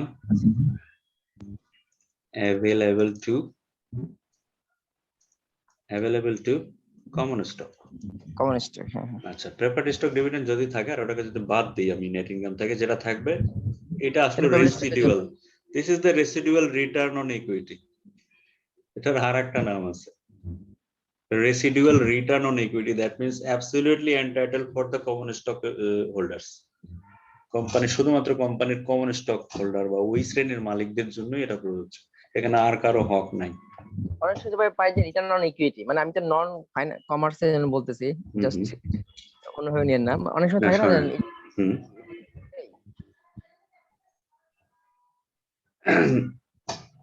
আচ্ছা এখন আসেন নিচে লাগবে আমার আউটস্ট্যান্ডিং নাম্বার। নাম্বারটা হলো weighted average number of common common stock. Stock. তো আমরা পেয়ে গেছি আশা করি, 1,01,504 মাইনাস 0 কিছু নাই, ডিভাইডেড বাই 31,720, তাহলে যেটা হয় ইপিএস আসলে হবে 3.20, অর্থাৎ আপনার কোম্পানির এই বছর বা কারেন্ট বছরের পারফরমেন্স যদি আমি দেখতে চাই সেটা হবে আর্নিং পার শেয়ার হলো 3 টাকা 20 পয়সা, প্রতি শেয়ারের এগেইনস্টে আপনার ইনকাম হয়েছে 3 টাকা 20 পয়সা। এটা একটা গুরুত্বপূর্ণ ক্যালকুলেশন ছিল। আচ্ছা তারপরে আসেন আরো কথা আছে মার্কেট নিয়ে।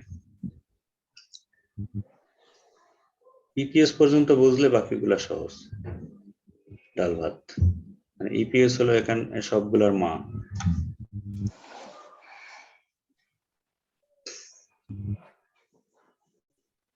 আচ্ছা জাস্ট আমি টার্ম গুলো আনছি দেখেন।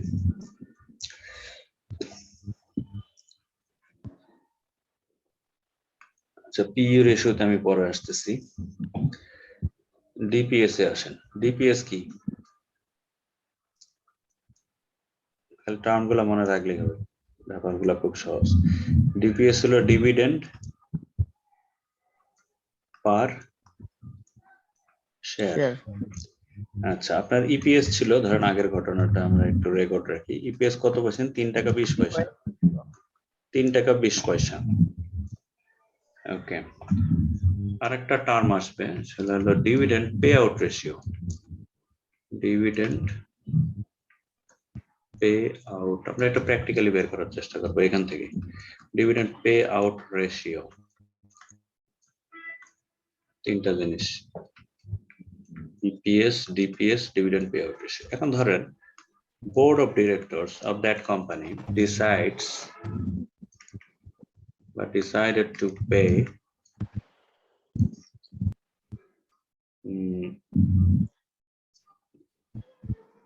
ধরেন 20%, decided to pay 20% dividend from EPS as dividend.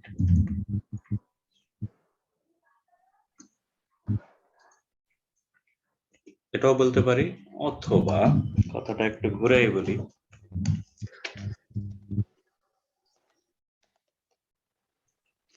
board of director decided to pay $0.64 dividend per share.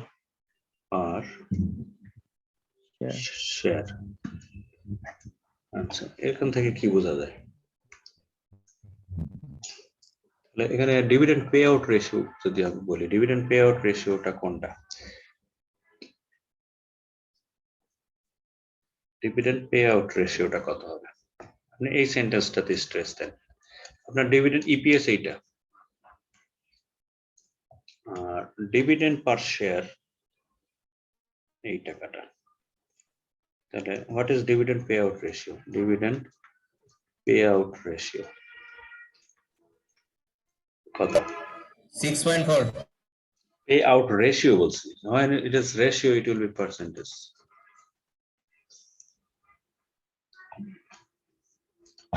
Dividend pay out রেশিওটা কত?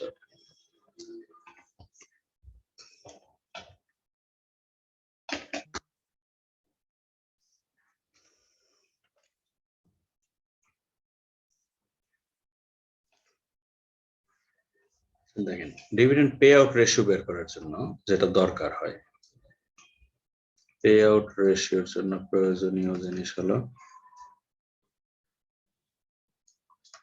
ডিভিডেন্ড in amount বা in dollar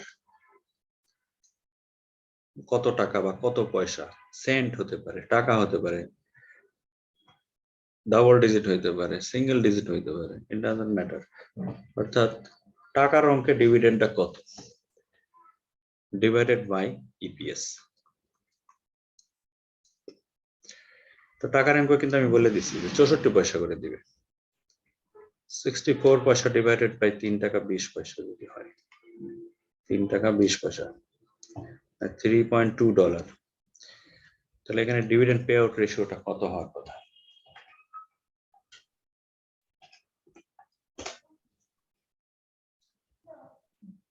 $20 হবে কিনা?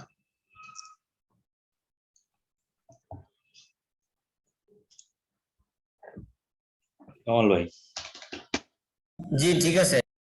ঠিক আছে তাহলে। হ্যাঁ মজার ভাই খেয়াল করছেন, মজার ভাই মানে নেটওয়ার্কের বাইরে চলে গেছিল।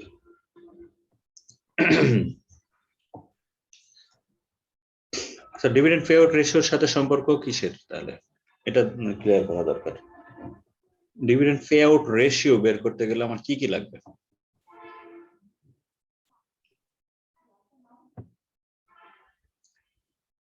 রিকোয়ার্ড ভ্যারিয়েবলস গুলো কি কি ডিভিডেন্ড পে আউট রেশিও ক্যালকুলেশনের জন্য? তার মানে ইপিএস জানতে হবে,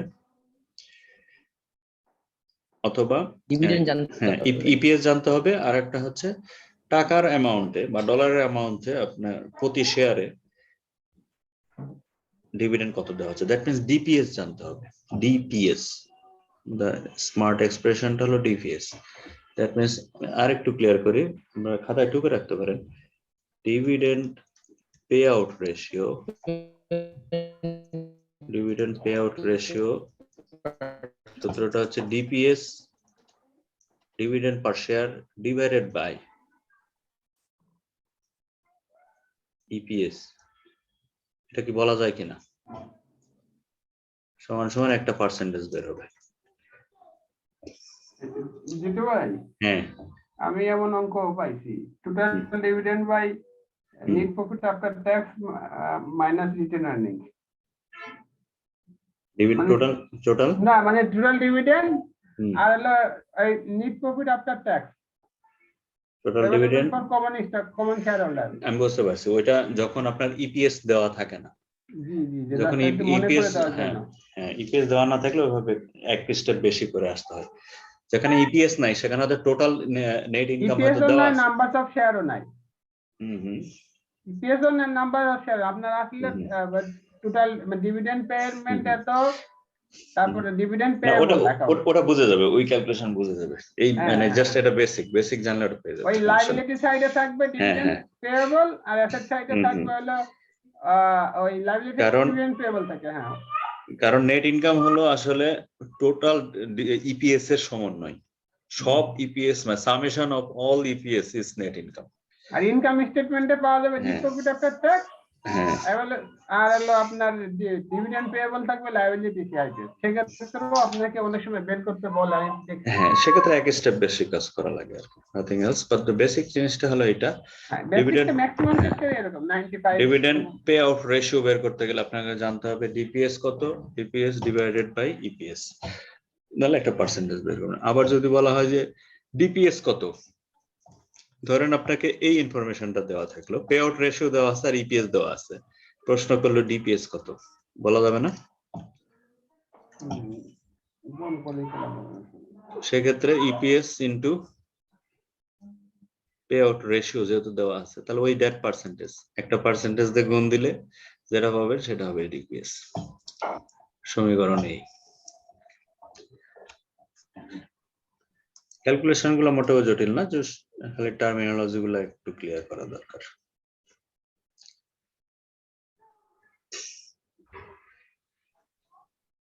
আচ্ছা, ইপিএস গেল, ডিপিএস গেল, ডিভিডেন্ড পে আউট রেশিও গেল, আর একটা ইম্পর্টেন্ট জিনিস আছে, সেটা হচ্ছে পিই রেশিও,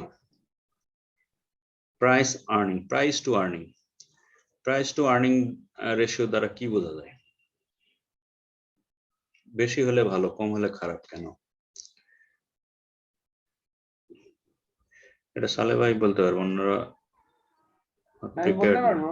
জানি ব্যাপারটা আছে যে মানে আপনি তো ডিভিডেন্ড পাবেন ফেস গুলোতে, কিন্তু আপনি তো কিনছেন 100 টাকা, ফেস গুলোতে তো কিনতে পারেন না, তাহলে আপনার রেট অফ রিটার্নটা কত? এটা হলো মূল কথা আর কি। পি রেশিও হলো price to earning ratio, earning price to earning ratio. এই আর্নিংটা কোন আর্নিং? এটা তার ইপিএস, মার্কেট তার যে EPS একটা শেয়ারের কত হয়। হ্যাঁ, এটা আগে সূত্রটা দেখেন।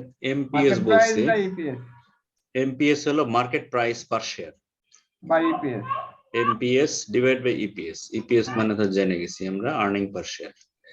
আচ্ছা, প্রত্যেকটা শেয়ারের একটা মার্কেট প্রাইস আছে, কারেন্ট প্রাইস যেটা, আজকে একটা দাম ছিল, কালকে আর একটা দাম হইতে পারে, তো ওটাকে বলি আমরা পার শেয়ার মার্কেট প্রাইস। আপনি আজকে কিনতে ভুল বলেছিলাম দিতে ভাই, এটা কোনটা? আমি যেটা বলেছিলাম যে ডিপিএস এরটা বলেছিলাম, ডিপিএস মানে না, আমি ডিভিডেন্ড ইল্ডটা বলেছিলাম, সরি আমি না, dividend yield বলেছিলাম ডিভিডেন্ড ইল্ড না, এটা হচ্ছে Dividend yield না। আপনার শেয়ারের যে মার্কেট প্রাইসের সাথে আর্নিং এর কি সম্পর্ক আছে? এক্স্যাক্টলি, এটা হলো market price of the share, market price. Market প্রাইসের সাথে আর্নিং এর ক্যাপাসিটি কতটুকু আছে? মার্কেট প্রাইসের সাথে আর্নিং এর রিলেশনটা আমরা ক্রস চেক করি। তো এটা সাধারণত যদি মানে পজিটিভ হয়, আগে ধরেন 12 ছিল এখন 15 হয়েছে, তো এটা সাধারণত এটাকে পজিটিভ দেখায় না? না না, নেগেটিভ দেখায়। কি বলে? না না, যদি এটা বৃদ্ধি পায়। বৃদ্ধি পেলে না, নেগেটিভ। কেমনে? পি রেশিও যত পি বেশি রেশিও হবে না, পি রেশিও যদি বেশি হয় আপনি লসে আছেন, আপনি খারাপ অবস্থায় আছেন। আমরা দেখি, ধরেন মার্কেট প্রাইস 45 টাকা, ইপিএস 3 টাকা, আপনি মানে উল্টা করতেছেন। হ্যাঁ, আমরা একটা বের করি, আপনার ফর্মুলা ঠিক আছে। হ্যাঁ, আমরা একটা বের করি। ধরেন এখানে পি রেশিও কত হবে? 15। আচ্ছা, মার্কেট ফল করলো ধরেন, হ্যাঁ আপনি বলেন, আপনি উল্টা বলছেন, আপনার মার্কেট ধরেন ফল করলো উল্টা 36 টাকা। এখানে আপনার ইপিএস তো বছর শেষ না হলে তার চেঞ্জ করতে পারবেন না। হ্যাঁ, আর মার্কেট প্রাইস তো ডেইলি চেঞ্জ হতে পারে। জি বলেন, আপনি বলেন। আচ্ছা, 12 টাকা। তাহলে হুইচ ওয়ান ইজ পজিটিভ? এটা থেকে আমি কি বুঝতে পারি? নিচেরটা পজিটিভ। জি, কিভাবে? নিচেরটা পজিটিভ এই কারণে যে আপনার মার্কেটের প্রাইসটা অবশ্যই হইতে হবে তার আর্নিং এর করসপন্ডেন্স। সে আর্নিং করে 3 টাকা, তার শেয়ারের দাম 45 টাকা, সে খারাপ অবস্থায় আছে না, সে 3 টাকা আর্নিং করে দাম হলো 36 টাকা। এটা কেন করা হয়? এটা এই কারণে করা হয়, আপনি একজন সাধারণ ইনভেস্টর, আপনি হিসাব করে দেখবেন, আপনি একটা ব্যাংকে টাকা রাখছেন, ব্যাংকে টাকা আমি বলি, আমি সালে ভাই, আপনি অন্য লাইনে চলে গেছেন, আমি বলি আপনাকে। আপনি ইনভেস্টর চিন্তা করলে অবশ্যই আপনাকে বলি, আপনি যদি ইল্ডের চিন্তা করেন, ইল্ডের সাথে এটাকে যদি রিলেট করেন, তাহলে এটা ডাউনওয়ার্ডস যদি হয় তাহলে বলবেন it is better. But P ratio থেকে আমরা কি জানতে পারি? ধরেন পি ধরেন আজকে নভেম্বর মাসে 12 ছিল, পি রেশিও ডিসেম্বরে 15 হয়েছে, এখান থেকে ইনভেস্টররা কি বুঝতে পারে? এটা তো প্রেডিকশনটা কি? প্রেডিকশন হলো সে লসে আছে। না না, লাভ লসের বিষয় না, লাভ লসে যায় না। লাভ লস বলতে আপনি ইল্ডে চলে যাচ্ছেন, ইল্ড রেশিও কথা আছে যেতে ভাই, আমি একটু আপনাকে বলি। আপনার এখানে কোম্পানির আর্নিংটা কত? আর্নিংটা কিন্তু ডিনোমিনেটর, নিউমিনেটর না। আর্নিং কোম্পানির এফিসিয়েন্সি হলো তার আর্নিংটা, সিরি হলো তার ইন্টারনাল ফ্যাক্টর। আমি জটিল করে না কোম্পানির আর্নিং সালবাটা জটিল করা দরকার, আমি বুঝছি, আমি জানি ওটা, আমি ওটা জানি। আমি বলতেছি যে আমি তো ম্যাক্সিমাইজ করব আমার ইন্টারনাল ফ্যাক্টর, আমার যত ইপিএস বেশি হবে পি তত কম হবে। এটা সাইনটা কিসের? কোনটা? এটা যদি 15 মানে হ্যাঁ 9 থেকে ধরেন 9 থেকে শুরু হইছে, 9 থেকে 12, 12 থেকে 15, 9 থেকে 12, 12 থেকে 15, এর সাইনটা হচ্ছে যে আপনার কোম্পানিতে আপনার হলো আর্নিং কমছে বাট আপনার শেয়ার প্রাইস বাড়ছে। দেখেন আপনি করসপন্ডেন্স করেন। আমি এটাই জানতে চাচ্ছি আপনার কাছে, এই কথাটাই বলতেছেন না। আপনার আর্নিং কমছে, শেয়ার প্রাইস বাড়ছে, মানে আপনি খারাপ অবস্থায় আছেন। পি যত বেশি হবে এই ট্রেন্ডটা হচ্ছে, এটা বোঝা যায় যে মার্কেট প্রাইস বাড়তেছে, মার্কেট বাড়তেছে বাট আপনার আর্নিং কমতেছে কোনো কারণে হয়তো বা। পি তো আপনার 9 থেকে বাড়ে, মার্কেট প্রাইস না বেড়ে যদি আপনার আর্নিং কমে যায়, তাও তো আপনার পি বেড়ে যেতে পারে। শুনেন, আর্নিংটা কমতে পারে না, ডিনোমিনেটর কমতে পারে না। আর্নিং ফ্রম ইনভেস্টমেন্ট দুইটা জিনিস মিলা হয়, নট অনলি ইপিএস। হ্যাঁ, আপনি যখন 30 টাকায় একটা শেয়ার কিনছেন, ধরেন 1 বছর জানুয়ারি মাসে কিনছিলেন, ধরেন আপনার তখন আপনার পি রেশিও 10 ছিল। আচ্ছা, আপনি তাহলে কি করেন? পি আমি বলি আপনি নিচে দেন, হ্যাঁ, ধরেন এমপিএস আপনি 30 এ শুরু করছিলেন, আপনার ইপিএস ছিল ধরেন 3 টাকায় ছিল, হ্যাঁ 3 দেন, হ্যাঁ, পি রেশিও 10 টাকা ছিল, 10 টাকা ঠিক ছিল, আছে। হ্যাঁ আচ্ছা, বছর শেষে ধরেন এটা 45 হয়েছে, হ্যাঁ ইপিএস 3 হয়েছে, হ্যাঁ। আপনার পি রেশিও 15 দাঁড়াচ্ছে, খুবই স্বাভাবিক। এখন এখানে ইনকামটা কি বাড়ছে আপনার? ইনকামটা কি কোথাও বাড়ছে? ইনকাম বাড়েনি। ইনকাম বাড়ে নাই। না, কিসের ইনকাম বাড়ছে? আপনি ইনভেস্টর যদি শেয়ারটা সেল করে, ইনভেস্টর শেয়ার সেল করলে তার এখানে আর্নিং কি হচ্ছে? সেটা তো আপনার ইনভেস্টরের ব্যাপার। আপনি তো দেখবেন আপনার কোম্পানির আর্নিং তো 3 এটা টাকা কোম্পানির ইস্যু না তো, হ্যাঁ, এটা কোম্পানির দৃষ্টিকোণ থেকে আমি বলি নাই তো, এটা আপনি যদি ইনভেস্টরের। এক্সিস্টিং ইনভেস্টরের দৃষ্টিকোণ থেকে বললে, তাহলে হ্যাঁ। এক্সিস্টিং ইনভেস্টরের দৃষ্টিকোণ থেকে বললে এটা ঠিক আছে, বাট আমি কনসিডার করবো যে আমি একটা পোটেনশিয়াল ইনভেস্টর হিসেবে আমি কিনবো কিনা কিনবো, আমি দেখবো যে তার আর্নিং 3 টাকা ছিল, 3 টাকায় আছে, বাট দামটা বেড়ে গেছে। আচ্ছা, 3 টাকা আমি আছে, 3 losing টাকা position থাকা আছি। সত্ত্বেও এটা ইল্ডে কনভার্ট করেন, দেখেন কমছে না বাড়ছে? আপনার জায়গা থেকে আপনি চিন্তা করেন কয় টাকা ইনকাম বাড়ছে আপনার এখানে? আর কি এই শেয়ারটা জানুয়ারি মাস থেকে ডিসেম্বরে যদি এরকম চেঞ্জ আসে, ইনভেস্টর হিসেবে আপনি চিন্তা করেন, ইপিএস তো 3 টাকা আছে ধরেন, আমি এক্সিস্টিং ইনভেস্টর না পোটেনশিয়াল ইনভেস্টর, এটা বলেন আমার। আপনি ধরেন এক্সিস্টিং ইনভেস্টর, তাইলে আমার ঠিক আছে, আমি তো লাভে আছি। আপনি লাভে আছেন না?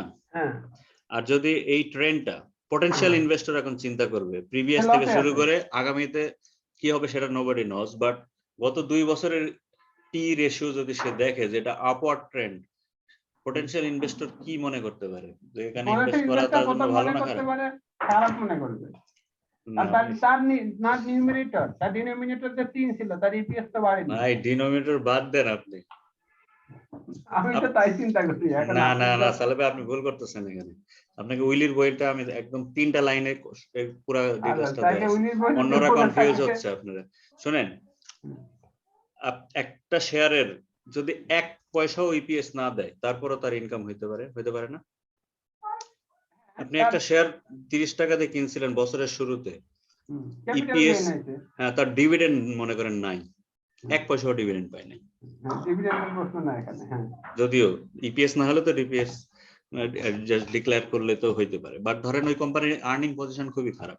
নরমাল একটা ইনভেস্টরের জায়গা থেকে চিন্তা করেন, 30 টাকাতে একটা শেয়ার কিনে যদি 40 টাকা পান আপনি, তাহলে এখানে 10 টাকা গেইন হয়েছে কিনা? হ্যাঁ হয়েছে। এটা এক্সিস্টিং ইনভেস্টরের জন্য ভালো, পোটেনশিয়ালের জন্য ভালো, সে দেখতে পারে যে সে এনকারেজড হইতে পারে এই সিচুয়েশন থেকে। অবশ্য আমি এখানে এই ব্যাপারে যদি বলেন তাহলে ঠিক আছে, বাংলাদেশের মানুষ এরকম। হ্যাঁ, এটাই দেখে, এই যে মানে পি রেশিওর আপওয়ার্ড ট্রেন্ডটা হচ্ছে মানে ইনভেস্টরের কাছে জিনিসটা পজিটিভ, যে এটা বাড়তেছে।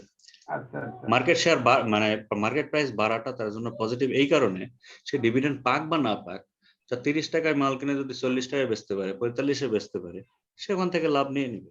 তার ডিভিডেন্ড পাক বা না পাক, ডিভিডেন্ড জিরো কনস্ট্যান্ট থাকলেও তার কোনো কিছু যায় আসে না। আচ্ছা, না ম্যাথমেটিক্যাল ক্যালকুলেশন আমরা যেটা দেখি সেটা তার ইপিএস বাড়ে না, কিন্তু মার্কেট প্রাইস করসপন্ডিং বেড়ে যায়। হ্যাঁ, এখন কথা হলো কি কারণে পি রেশিও ফল করতে পারে, এটা প্রশ্ন হতে পারে। এখন আসেন আপনি নিউমারেটর ডিনোমিনেটরে। আচ্ছা, অনেক বেশি কথা বলে ফেললাম। পি রেশিও সূত্রটা হচ্ছে এমপিএস ডিভাইড বাই ইপিএস। আচ্ছা, এখন প্রশ্ন হলো কি কারণে ইপিএস পি রেশিও বাড়তে বা কমতে পারে? প্রশ্নগুলো এরকমই থাকে।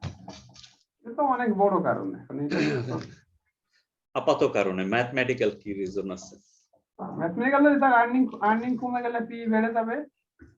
এক্স্যাক্টলি, ইপিএস যদি কমে, এটা যদি মাইনাস হয়, কমে যায়, ধরেন ওই উদাহরণে চলে যাই আমরা, 45 ছিল আর 3 ছিল, তাহলে মার্কেট প্রাইস যদি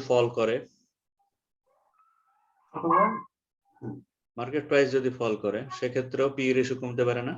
জি জি, মার্কেট প্রাইস ফল। আচ্ছা, তাহলে এটা একটা রিজন যে আর্নিং বৃদ্ধি আর কি। মার্কেট ফল করলে পি রেশিও কমতে পারে। আর একটা আর্নিং বৃদ্ধি হয়ে যায়। আচ্ছা, ইপিএস যদি বৃদ্ধি পায়, এই জায়গাটা যদি প্লাস হয়ে যায়, ধরেন 3-এর জায়গায় 5 হয়ে গেল, ইপিএস যদি বেড়ে যায় আর মার্কেট প্রাইস যদি কনস্ট্যান্ট থাকে, অর্থাৎ ইপিএস বৃদ্ধি পাইলে পি রেশিও কমতে পারে। আপাতত এই দুটা কারণ, অর্থাৎ ডিনোমিনেটর আর নিউমারেটরের এই রিলেশনটা, এই করসপন্ডিং এর কারণে এটা কমতে পারে। আর বাড়তে পারে, এমপিএস বাড়লে তো বাড়তেই পারে। মার্কেট যদি এটা 45 থেকে 60-এ চলে যায়, তাহলে তো 15 জায়গায় এটা 20 হয়ে যাবে। অর্থাৎ এমপিএস বাড়লে পি রেশিও বাড়বে। আর যদি ইপিএস কমে, ধরেন এটা 45 কনস্ট্যান্ট থাকলো আর এখানে 2 হলো, আমি ইপিএস এই যদি ফল করে, কনসিডারেশনে বলেছিলাম যেটা কোম্পানির জন্য খারাপ কিছু। আচ্ছা সেটা হলো 22.5 হবে মনে হয় এরকম। তো এই রিলেশনটা একটু মাথায় রাখবেন। তো এই ফর্মুলাটা মনে থাকলে বাকি আনসার এমনি করা যাবে। সো এটা একটা বিষয় গেল। আচ্ছা, এপি রেশিও নিয়ে কোনো প্রশ্ন আছে কিনা?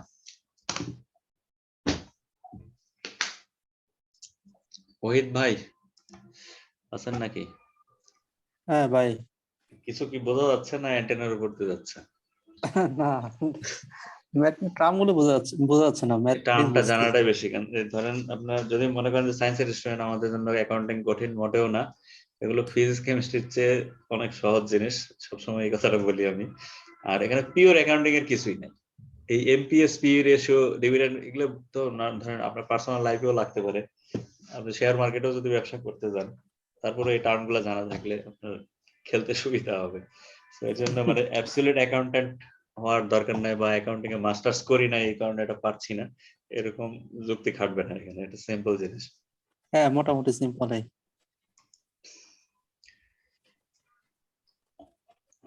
সো মার্কেট রেশিও এই ছাড়া আর কি আরেকটা রেশিও আছে, সালে ভাই বলুক। আমার ডিভিডেন্ড ইল্ড, ইল্ড রেশিওটা, হ্যাঁ ইল্ড রেশিওটা একটু বলে দেন। ডিভিডেন্ড ইল্ডটা হচ্ছে আপনার dividend per share by market price per share. Yield ratio,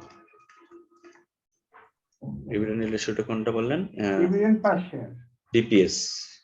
হ্যাঁ DPS, DPS divide by MPS. MPS. হ্যাঁ, এটা মূলত দেখা হয় যে আসলে আপনি ডিভিডেন্ড তো পাচ্ছেন ফেস ভ্যালুর উপরে,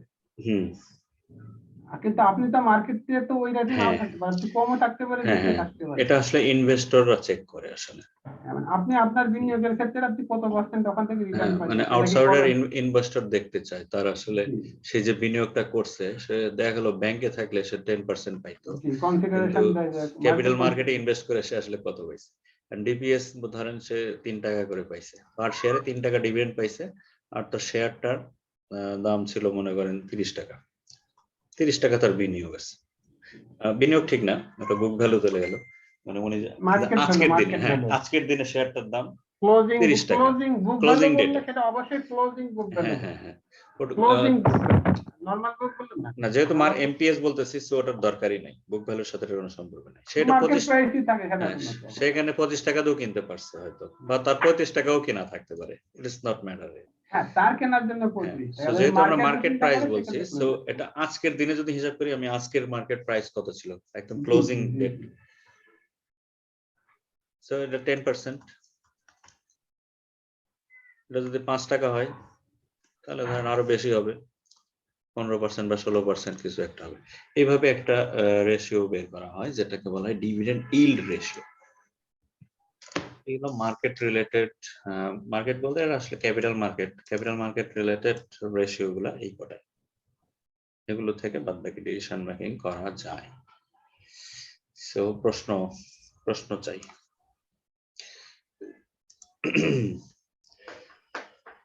ভাই আজকে নেটের মনে সমস্যা যাচ্ছে, এজন্য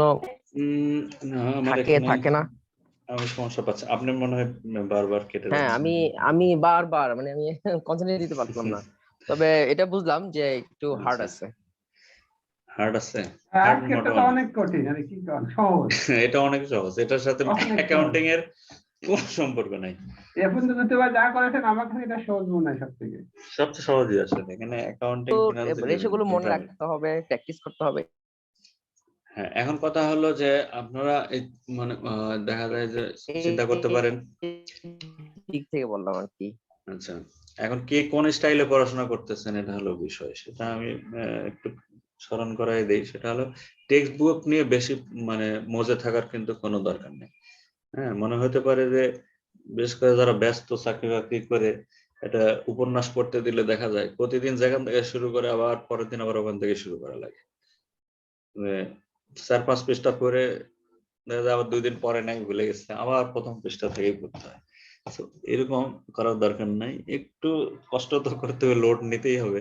টেক্সট বুকটা একবার ফলো করবেন, 2বার 3বার 4বার নিয়ে পড়ে থাকার কোনো মানে হয় না। টেক্সট বুক থেকে সরাসরি চলে যাবেন এমসিকিউ, রিলেটেড চ্যাপ্টারের এমসিকিউ গুলা সাফাই করতে হবে, তারপরে মক টেস্ট। নিজের মতো করে নিজে মক টেস্ট দিতে পারেন, আমাদের সাথে তো হবেই যেটুকুই হয়। এইভাবে আপনার খুব দ্রুত শেষ করা সম্ভব। হ্যাঁ, আপনার ভাই রেশনাল আছে কি শেষ, একটাই শেষ? আর কিছু নাই, রেশিও মোটামুটি রেশিও এই পার্টটা এমনি সবচেয়ে সহজ পার্ট।